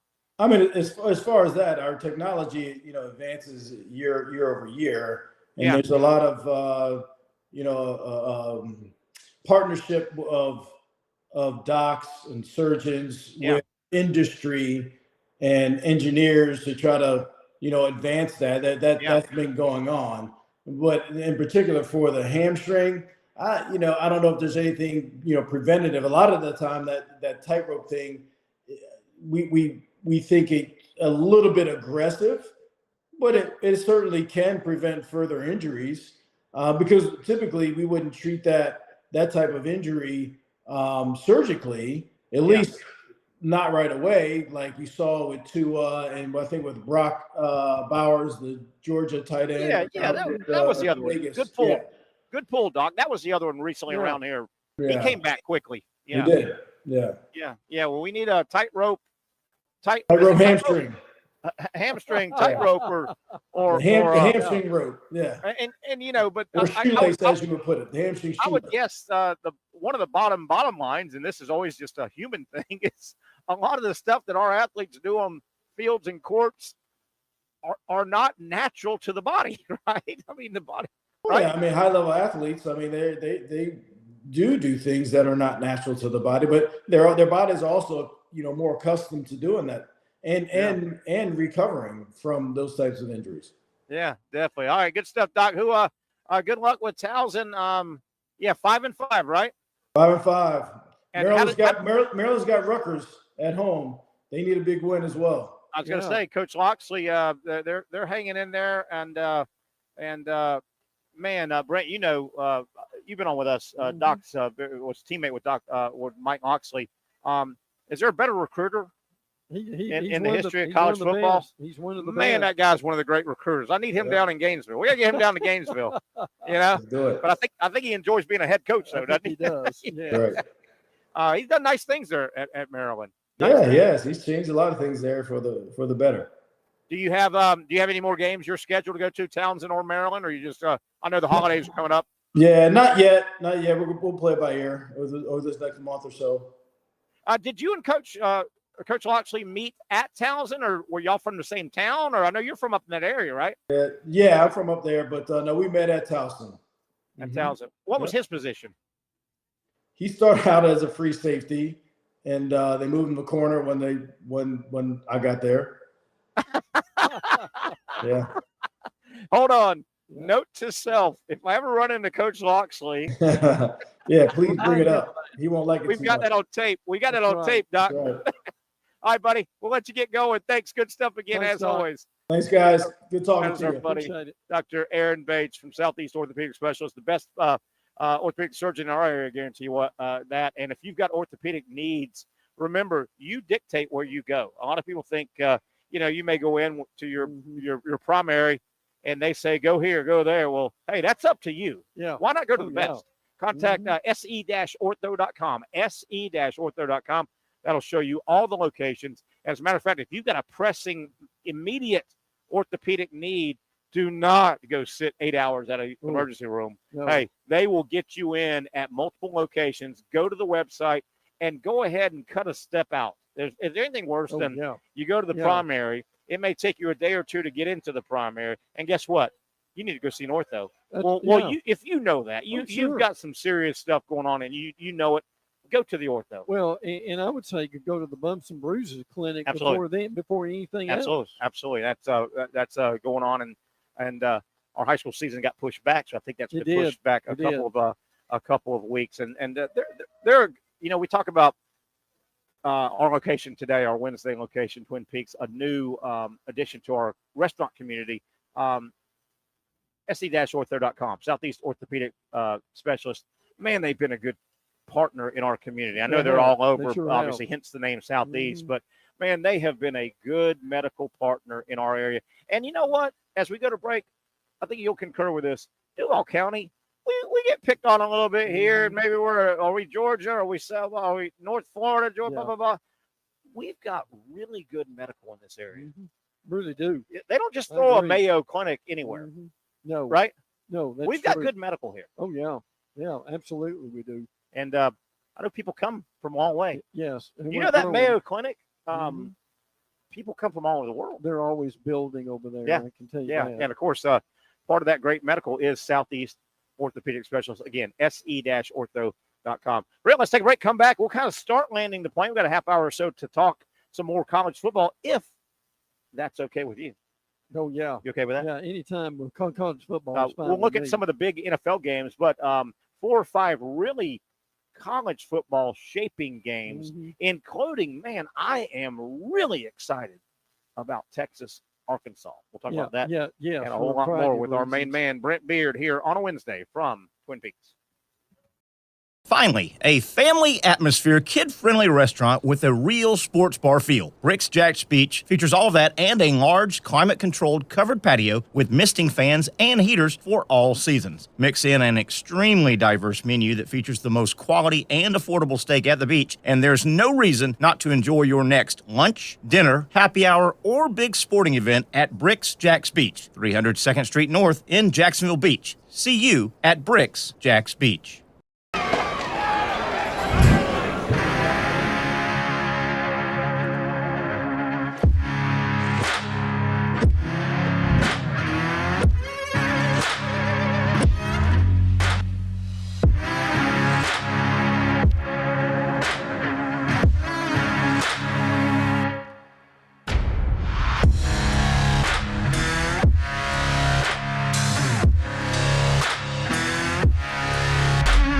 For over 20 years, Southeast Orthopedic Specialists has been providing the highest level of orthopedic and spine care to patients throughout Northeast Florida. Now, we're making that same great care even more convenient with Southeast Orthopedic Specialists Direct, a walk-in clinic where you can be seen for pain or injuries with no appointment needed. Staffed by orthopedic physicians and specialists, we offer everything from diagnosis and treatment to imaging and bracing, all with no appointment needed. For more information, hours, and locations, visit our website.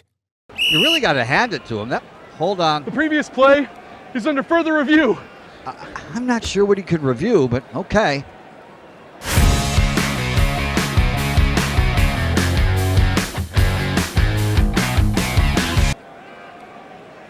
Sure has been a while. Dine in at Hurricane Grill and Wings for the football season. Well, there he is. Oh, what is that? Hey everyone, Olivia Tasley here from Action Sports Jax to tell you all the different ways you can watch our new 24/7 network.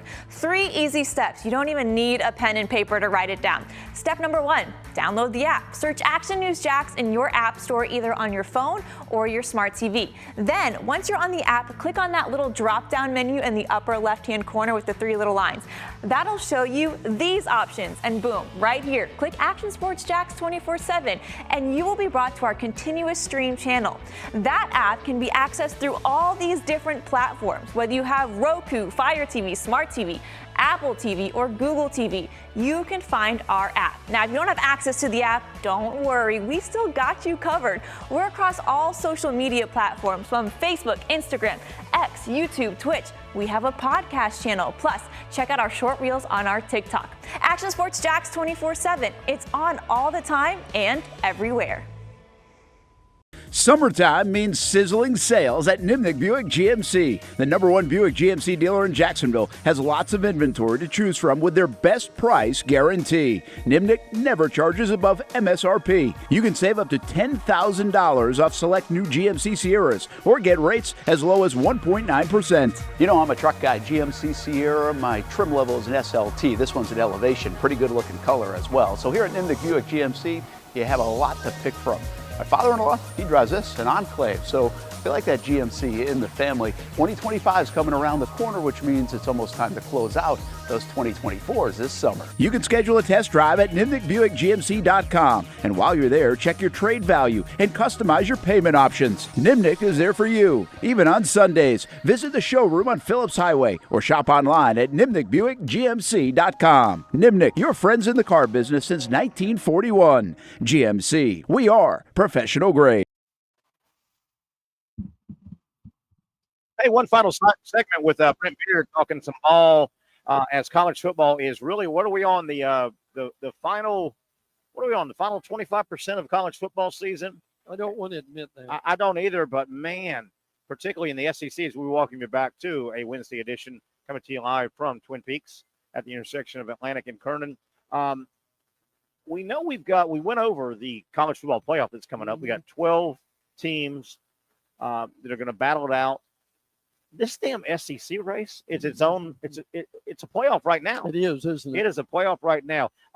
Brent, we talked the other day. I want to get it back on, and we'll do it on Friday as well. 1, 2, 3. I've got 5 games I'm really looking forward to. You can add to yours if you like. I know this team I'm going to bring up is really banged up, and they had a heartbreaking, controversial loss. Colorado better pay attention. Utah comes in, and Utah's had a disappointing season, tons of injuries.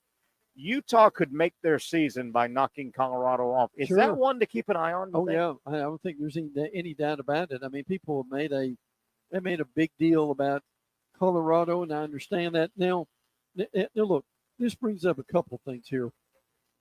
One, about the Deion leaving Colorado. There was a story on Twitter, which is bogus, about Mike Norvelle leaving FSU and the Deion being the coach. That's not going to happen. I've talked to people at Florida State who told me certainly not going to happen this year. No, going into next year. And I can tell you this: the current administration at FSU they're not real warm about and fuzzy about Deion coming back. Okay, they're just not. Fair enough. Did you see? And I'm tooting my own horn a little bit, but there was just internet. I don't think it was anybody of note, but a little internet fodder that says, "Hey, what about Deion grabbing that Giants job, New York Giants job? They're floundering, the Big Apple, Deion." Oh yeah. And he says, "Hire me, and my kid's coming." Yeah. Oh yeah. And the Giants may get the first pick. Yeah. The Giants could tank and get a first. And he obviously has been mentioned for the Dallas job too. Yeah. Would you want that job with Jerry Jones? I think Deion would take that job. It's just so high. It's the Dallas freaking Cowboys. He played with a lot of teams. He won a lot of Super Bowls. He won a lot of games. When you really think of Deion, me anyway, when I really think of Deion, NFL Deion, I see the star on the helmet. Oh, yeah. And I know he had great success with the 49ers. He played with the Falcons. Yeah. He played with a bunch of teams, right? When you think Deion Sanders NFL, boom, what comes to mind? You see him in the Cowboy uniform. And it's Dallas. But listen, persuade me that Deion's a real good coach. Yeah, I mean, it's still up in the air. It's impressive what they did this year. They opened up 4-2 and everybody wrote them off. The Big 12's not great. I'll give you that. No. But that's a game. Keep an eye on. Keep an eye on games. I think a really fun game is Missouri at South Carolina. It is. That's going to be a black and blue game. Those two teams aren't pretty, and I don't think there's anything finesse about either team. Wouldn't you agree with that? There's not a lot of finesse. No. That's going to be a rock fight. They both want to beat you in a rock fight. Winner of that game goes to a higher bowl, I think. It would. And I'm not writing Missouri off, but they're not going to win the SEC. But, that's a bowl game, level game. But Eli thinks they're going to, or Eli Drinkman thinks they're going to the playoffs. There's times he rubs me wrong, and then there's times I go, I'm fine with this guy. Yep. He fights for himself, and he fights for his team. Well, in the amusing thing that he talked about, but basically pick and fight with Oklahoma. Now I don't know what happened during the offseason, bringing detriment to Barry Switzer's fine name before one. And I'm assuming he mentioned Stoops and Switzer. I'm assuming maybe last week, maybe I missed it. Bob Stoops must have had a microphone put in his face. Bob, how do you see the big game coming up? Well, Oklahoma never loses to Missouri. Probably. Right? That's 'Cause probably he where that referenced went. Stoops. Yeah. And he really went out of his way to Yeah. to throw a left hook at Oklahoma. That game intrigues me. I'm intrigued by Florida LSU, particularly if I know Lagway can give Florida 20, 25 snaps, even if Florida feels like, well, we don't want to push it. Let's wean him in and out and use him the whole game. If Lagway can give Florida some time, legitimate time on the field, to where LSU can't just one-dimensional Florida and say, we know they're going to run. I'm not so sure with a little bit of threat in the passing game that Florida couldn't run it down their throat a la Alabama. I agree. That's a vulnerable LSU team right now. And Garrett Nussmeier is the same because, he's thrown multiple interceptions against A&M in the second half, really struggled with Alabama in the second half. Their offensive line has been really good. They are banged up. Yeah. So that, yes, there are a lot of I issues think for LSU. That could be a pretty good game. Mhm. That could be a pretty good game in Gainesville. Look, let's just pretend a minute. Florida wins two out of the last three. Well, he's back for sure at that point, right? Yeah, and I guess he's back for sure. It'd be hard to back off that statement, but crazier things have happened. You could also say, hey, when we made that statement, we didn't know that Coach X was available. Well, I'll think about this in a minute, but there was a time for the Gators. Foley gave a thumbs up, and then Florida was that when they went to Mississippi State and just got shellacked and got fired the next day. Zook got fired the next day. That's right. Yeah, Ron Zook got embarrassed in Starkville. That was memory serves me. Was that Saturday or Thursday night? That was a Saturday. Yeah, okay. Spurrier got beat on a Thursday night That's years ago in Starkville. And then I think he lost a early noon game also where he punted on third down. But the game you're referencing was a Saturday early game. Ron Zook took the Florida team that was scuffling. 2.5 years in, they were scuffling. Zook had no luck. Had bad luck. But because of the loss, they fired him the next day. Yeah. But that was a Mississippi State team that beat Florida. That the week prior, Mississippi State got beat by 1AA Maine. That's right. They did. Lost to Maine. Yes. Not Maine baseball, the Black Bears. The Black Bears in football. And then Florida couldn't beat them. So they let him go. A couple more games, and Brent will get you out of here. I know you got some other media duties to get to. Do not sleep if you're Texas, and they won't. But you better bring your A game, Longhorns. Arkansas will host Texas. Yeah. And we talked who would be the coach of the year right now in the SEC. I think it is down to two. Clark Lee, Shane Beamer. If it wasn't for those two, if Arkansas wins another 2 games or so, yes. Sam Pittman and his entire staff could win that. Do you agree? I think that is going to be a snake pit that Texas is going into, an old rivalry that they haven't played in a long time. I think that's going to be a hell of a game. Listen, I heard the other day they hate Texas, frankly, more than they do any of their SEC rivals. Is that right? Oh, yeah. The deep Big 8 days. Oh, yeah. Oh, yes. Yeah. Texas, don't forget, they've got a nice path. They've got one loss, but they got a tough path. They've got Arkansas, and I've got it somewhere. Oh, here we go. Texas at Arkansas, Kentucky at A&M. So they've got 2 hated rivalries that they still have to navigate to win the SEC. And the final game that really turns my head is the SEC marquee game, right? Yeah. Georgia, reeling, by the way, reeling. This Georgia program, I heard you on some other media, read you. I think Georgia is reeling. They are. They are. If you talk to anybody inside the program, outside the program, at Tennessee, Tennessee at Georgia.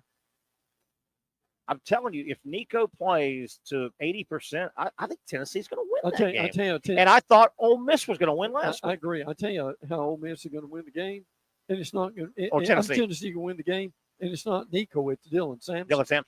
Dylan Sampson, really good player. Amazing player. He's my dark horse Heisman. And I'm not taking anything away from Genty. Nice running back. But what Sampson has done against his competition absolutely versus what Genty has done. Incredibly consistent. Oh, my goodness. And look, he's got like 20 touchdowns. And where would Nico is not as advanced as Tennessee thought he would be. No, now he's young, and he'll get better. Right. Right. Where would Tennessee be without Sampson while they're nurturing Nico? They'd be lost in the wilderness without Sampson. As we go to break, Brent, we'll let you go. To catch people up, the SEC, the 2 highest ranked teams go to Atlanta. There's no more divisions. Right now, 1, 2, 3 teams have 1 loss in the SEC. Yes. Tennessee's 5-1. Texas A&M is 5-1.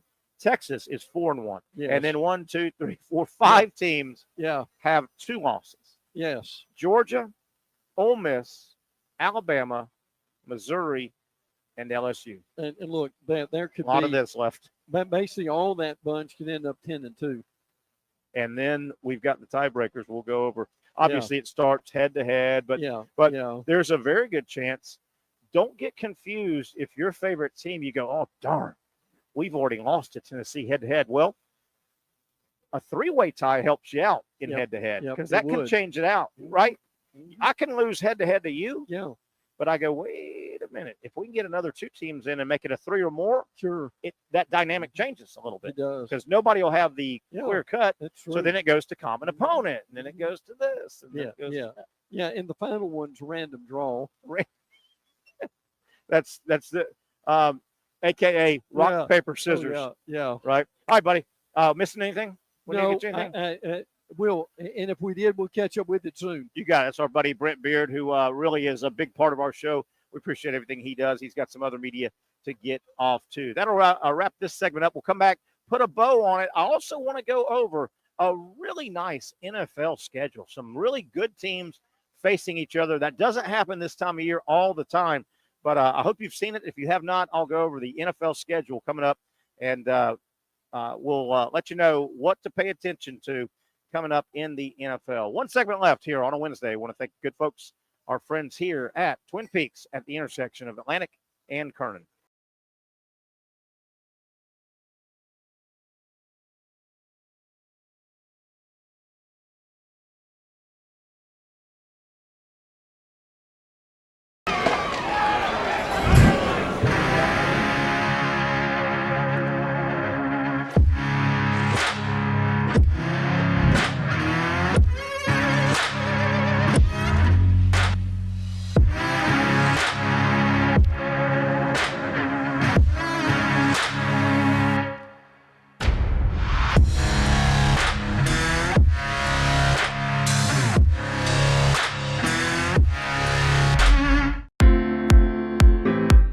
At Southeast Orthopedic Specialists, we know pain and injuries can stop you from doing what you love. This is why our board-certified orthopedic specialists offer the latest in both non-surgical and surgical treatment options and create a treatment plan tailored to your unique lifestyle and goals. So, whether it is a sports injury or that nagging pain that's keeping you from doing what you love, our team has the right treatment for you. For more information or to schedule an appointment online, visit our website. Finally, a family atmosphere, kid-friendly restaurant with a real sports bar feel. Bricks Jags Beach features all of that and a large, climate-controlled covered patio with misting fans and heaters for all seasons. Mix in an extremely diverse menu that features the most quality and affordable steak at the beach, and there's no reason not to enjoy your next lunch, dinner, happy hour, or big sporting event at Bricks Jags Beach, 300 2nd Street North in Jacksonville Beach. See you at Bricks Jags Beach. You really got to hand it to him. Hold on. The previous play is under further review. I'm not sure what he could review, but okay.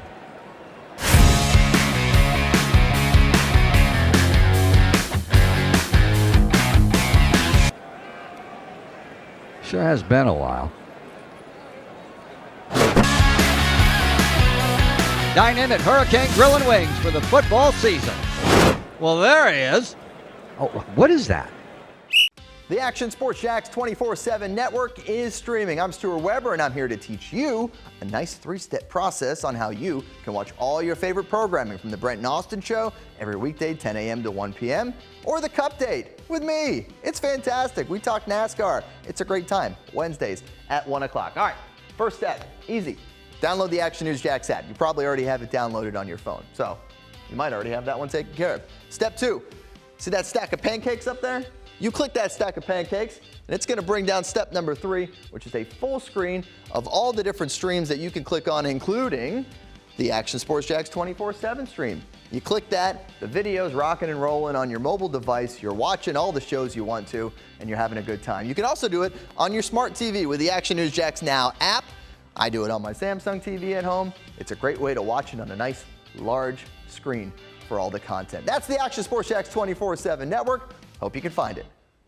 You trust CGC to make your water great, and now you can trust CGC with your plumbing needs as well. Fast, convenient scheduling, licensed and insured. A quick call away at 904-552-1242. You never know when you're going to have an issue with a shower, toilet, or maybe it's a sink that sometimes is easy to fix. All right, let's be honest. I'm not fixing anything. I'm totally staging this because when I have a plumbing problem, I call CGC Water Treatment and Plumbing. Trained professionals, transparent pricing, customer satisfaction. Small problem or even a bigger issue. Maybe you need a new tankless water heater or something a bit more intricate. The experts with 25 years of experience at CGC Water Treatment and Plumbing can do it all. Call 904-552-1242 or visit cgcwater.com. That's All right, there's a good-looking shot. Man, the fair, seems like the fair's been in town for about 4 weeks now, but looks like they're having a good time. Before you ask, Zach, I know you weren't around yesterday as we had that shot yesterday. And as we welcome you back, we're wrapping things up on a Wednesday here at Twin Peaks. Remember the big fight Friday, Tyson and Paul. This will be a fun place to watch it. I guarantee you that. All the football, you know that by now. Big time Thursday night game, by the way. We'll get to that in a second. And also UFC, they've got a big one this Saturday. So a lot of fighting. They got the big fight Friday and Saturday. And Twin Peaks, a big corporate sponsor for all the UFC MMA stuff. And this is kind of the hangout. In our area, this is the hangout. If you look for like-minded people that enjoy that, come on up and enjoy it here at Twin Peaks. Zach Rothrock, we had that shot earlier in the week of the fair. And no, I do not ride anything. I'm not a thrill seeker. I have no interest even in that Ferris wheel thing. That thing moves too fast for me. I don't do roller coasters. I don't want to do tilt-a-whirls or spinning cups, or I don't want to do anything. I don't know if you're one of those guys that likes that kind of stuff. You can have all my rides like that. Ferris wheel moves too fast? Yeah, wait. Did you see it? Can you dial that show? Look, I did. I mean, yeah, I saw it. I understand how it goes. Must have been moving about 4 or 5 miles an hour. Are you kidding me? Potentially, yeah. Then you're up top. Hey, and how about the guy that'll stop it when you're up top? I love that guy. The tip top. I'm like, what are we doing? What? No, don't stop it. So, I don't want to get on any my, of it. my 5-year-old, my daughter's in kindergarten. She rides the Ferris wheel. Are you a what do you call the thing that roller coaster guy? Oh yeah, I'm a big time roller coaster guy. Never. I've been to Cedar Point in Ohio. They got like the tallest and fastest stuff. Yeah. Did it live up to your expectations when you went? I mean, I was only 11 years old when I went, so yeah, definitely it blew me away for sure. I thought it was crazy. Yeah. Hey, did you like that Shane Beamer talk we were talking about? Maybe Coach of the Year in the SEC. Would you? What do you think about that? Yeah, I feel like he should be up for it. And I mean, I know that there were some people on this show that were saying he wasn't fit to be a head coach at all before the season started. Absolutely. I'm gonna say this is just a blip. And A South blip? Carolina. I don't know, South man. Carolina's supposed to be terrible too this year, and I was far from the only guy that thought they would be the worst team in the SEC. I mean, Brent Beard, national guys, a lot of people thought South Carolina was going to be terrible this year. They have really surprised me. Yeah, a lot of people just copy and paste their same take from last year and just go ahead and put it down. That's the way that goes. No, I mean, they surprised me as well. I mean, I didn't think they'd be nearly as good as they are, but I mean, yeah, they're the front, particularly Kennard and Dylan Stewart. They can wreck any game against anyone. Real nasty front four. Oh yeah, the edge guys are real nasty. But literally, even though Beamer just beat Clark Lee, obviously South Carolina recently beat Vandy, right? They played them like a week or so ago. And yeah, Saturday. Yep. South Carolina won the game. I'm not so sure, because where Vandy is coming from, that Clark Lee might not get that vote, though. You talk about a hell of a year. How about Vanderbilt, who they've beaten? Hell, they beat Alabama. They played Texas off their feet, right? Yeah, they played Texas. And then the other guy that Brett and I just talked about, this program is getting overshadowed a little bit because they've got more more success than the other two. Sam Pittman at Arkansas. Arkansas's had a really nice year. They're a tough out, they've had man. some good ones. Yeah. Yeah, they're going to give Texas hell, I think.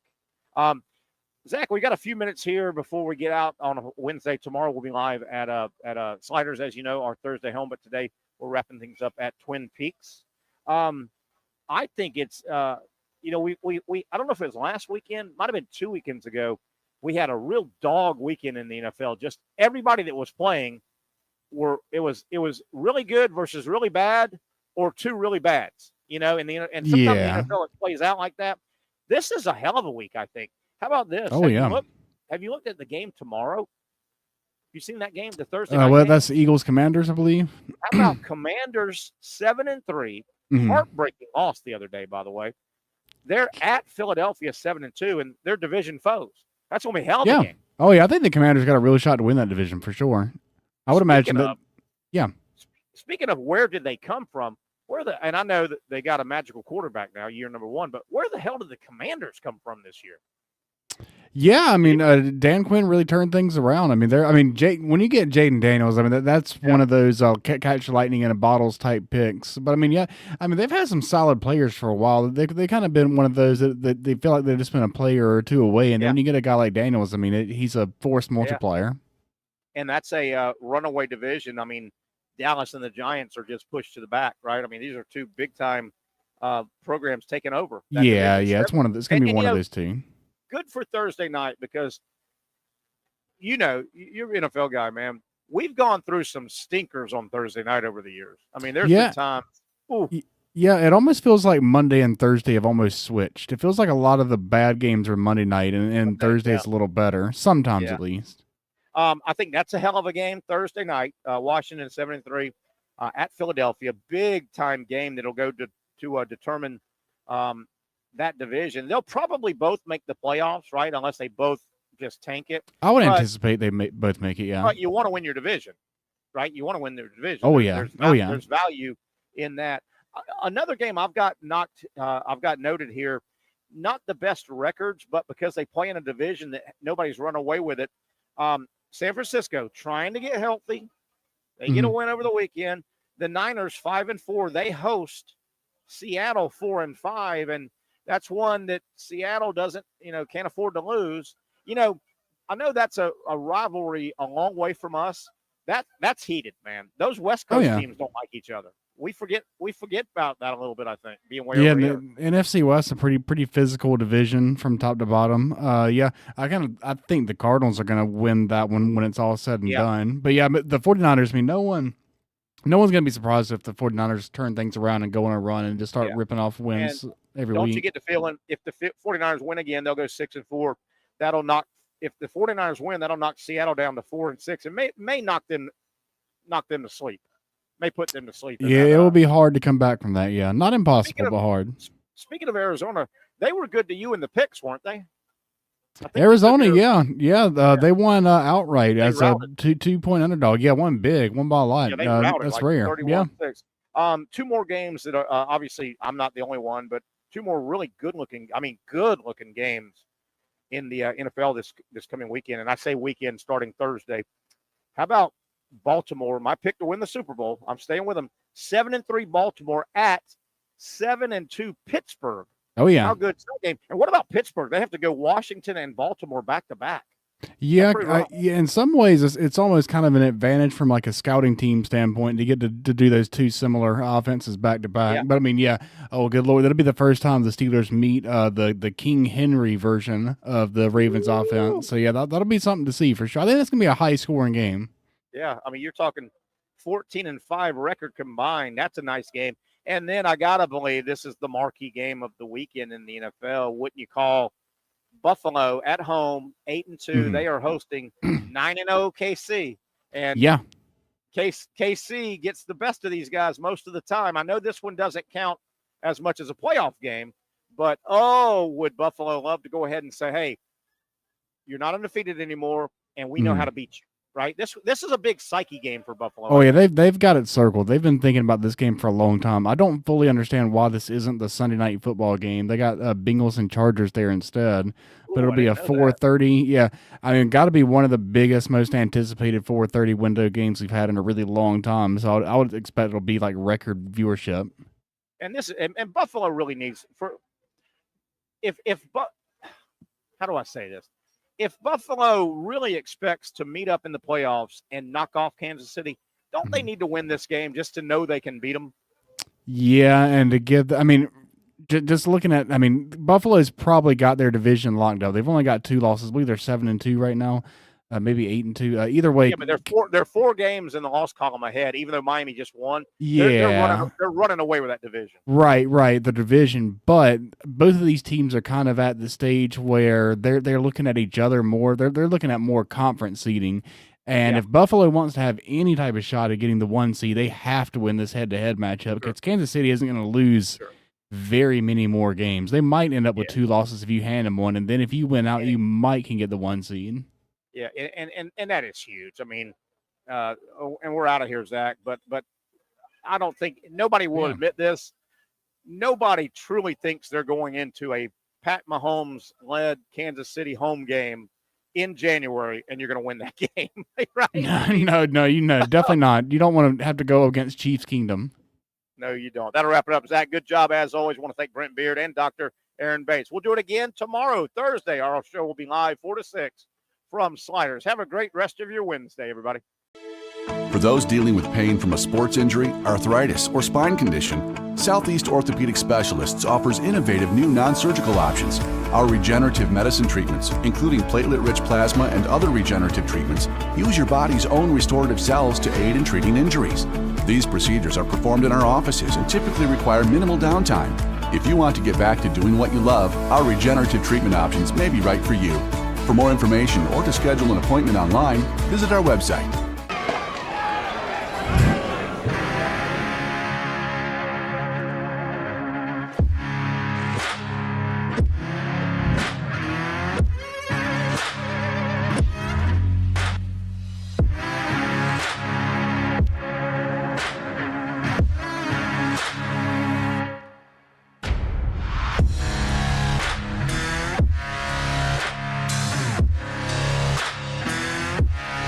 Finally, a family atmosphere, kid-friendly restaurant with a real sports bar feel. Bricks Jags Beach features all of that and a large, climate-controlled covered patio with misting fans and heaters for all seasons. Mix in an extremely diverse menu that features the most quality and affordable steak at the beach, and there's no reason not to enjoy your next lunch, dinner, happy hour, or big sporting event at Bricks Jags Beach, 300 2nd Street North in Jacksonville Beach. See you at Bricks Jags Beach. Since 1936, Procter Ace has been proudly helping Jags with all your home and garden projects. Whether you need tools, paint, plumbing supplies, or expert advice, we've got what you need to get the job done right. Looking to brighten your yard? Visit our garden center for plants, tools, and everything to make your outdoor space flourish. You're not just shopping here, you're part of our community. So come in today and let us help you tackle your next project with a smile. After all, Ace is the place with the helpful hardware, folks. When I say it means something to me, gentlemen, it means something to me. High school football is back and it's bigger than ever. Welcome to the Friday Night Zone Blitz. It is bigger than a game. Watch the biggest games each week live as the action unfolds with instant reaction and analysis from our Hall of Famer, Kevin Sullivan. It starts with live look-ins at the top matchups, including our Jaguars Prep Whataburger Game of the Week, and that is just the beginning of 4 straight hours of coverage. From 8 to 10:30, the Friday Night Zone Blitz is streaming on our Action News Jax app and online. At 10:30, the Friday Night Blitz you know and love. A half hour of highlights from around the area. 11 o'clock, we shine the spotlight on the bands that pump up the crowd. 11:15, it's time to blitz through the highlights online and on air. Then 11:35, back to the stream to break down the night's results with a reaction from local coaches. 4 straight hours of high school football on the Friday Night Zone Blitz. Only on Action Sports Jax 24/7.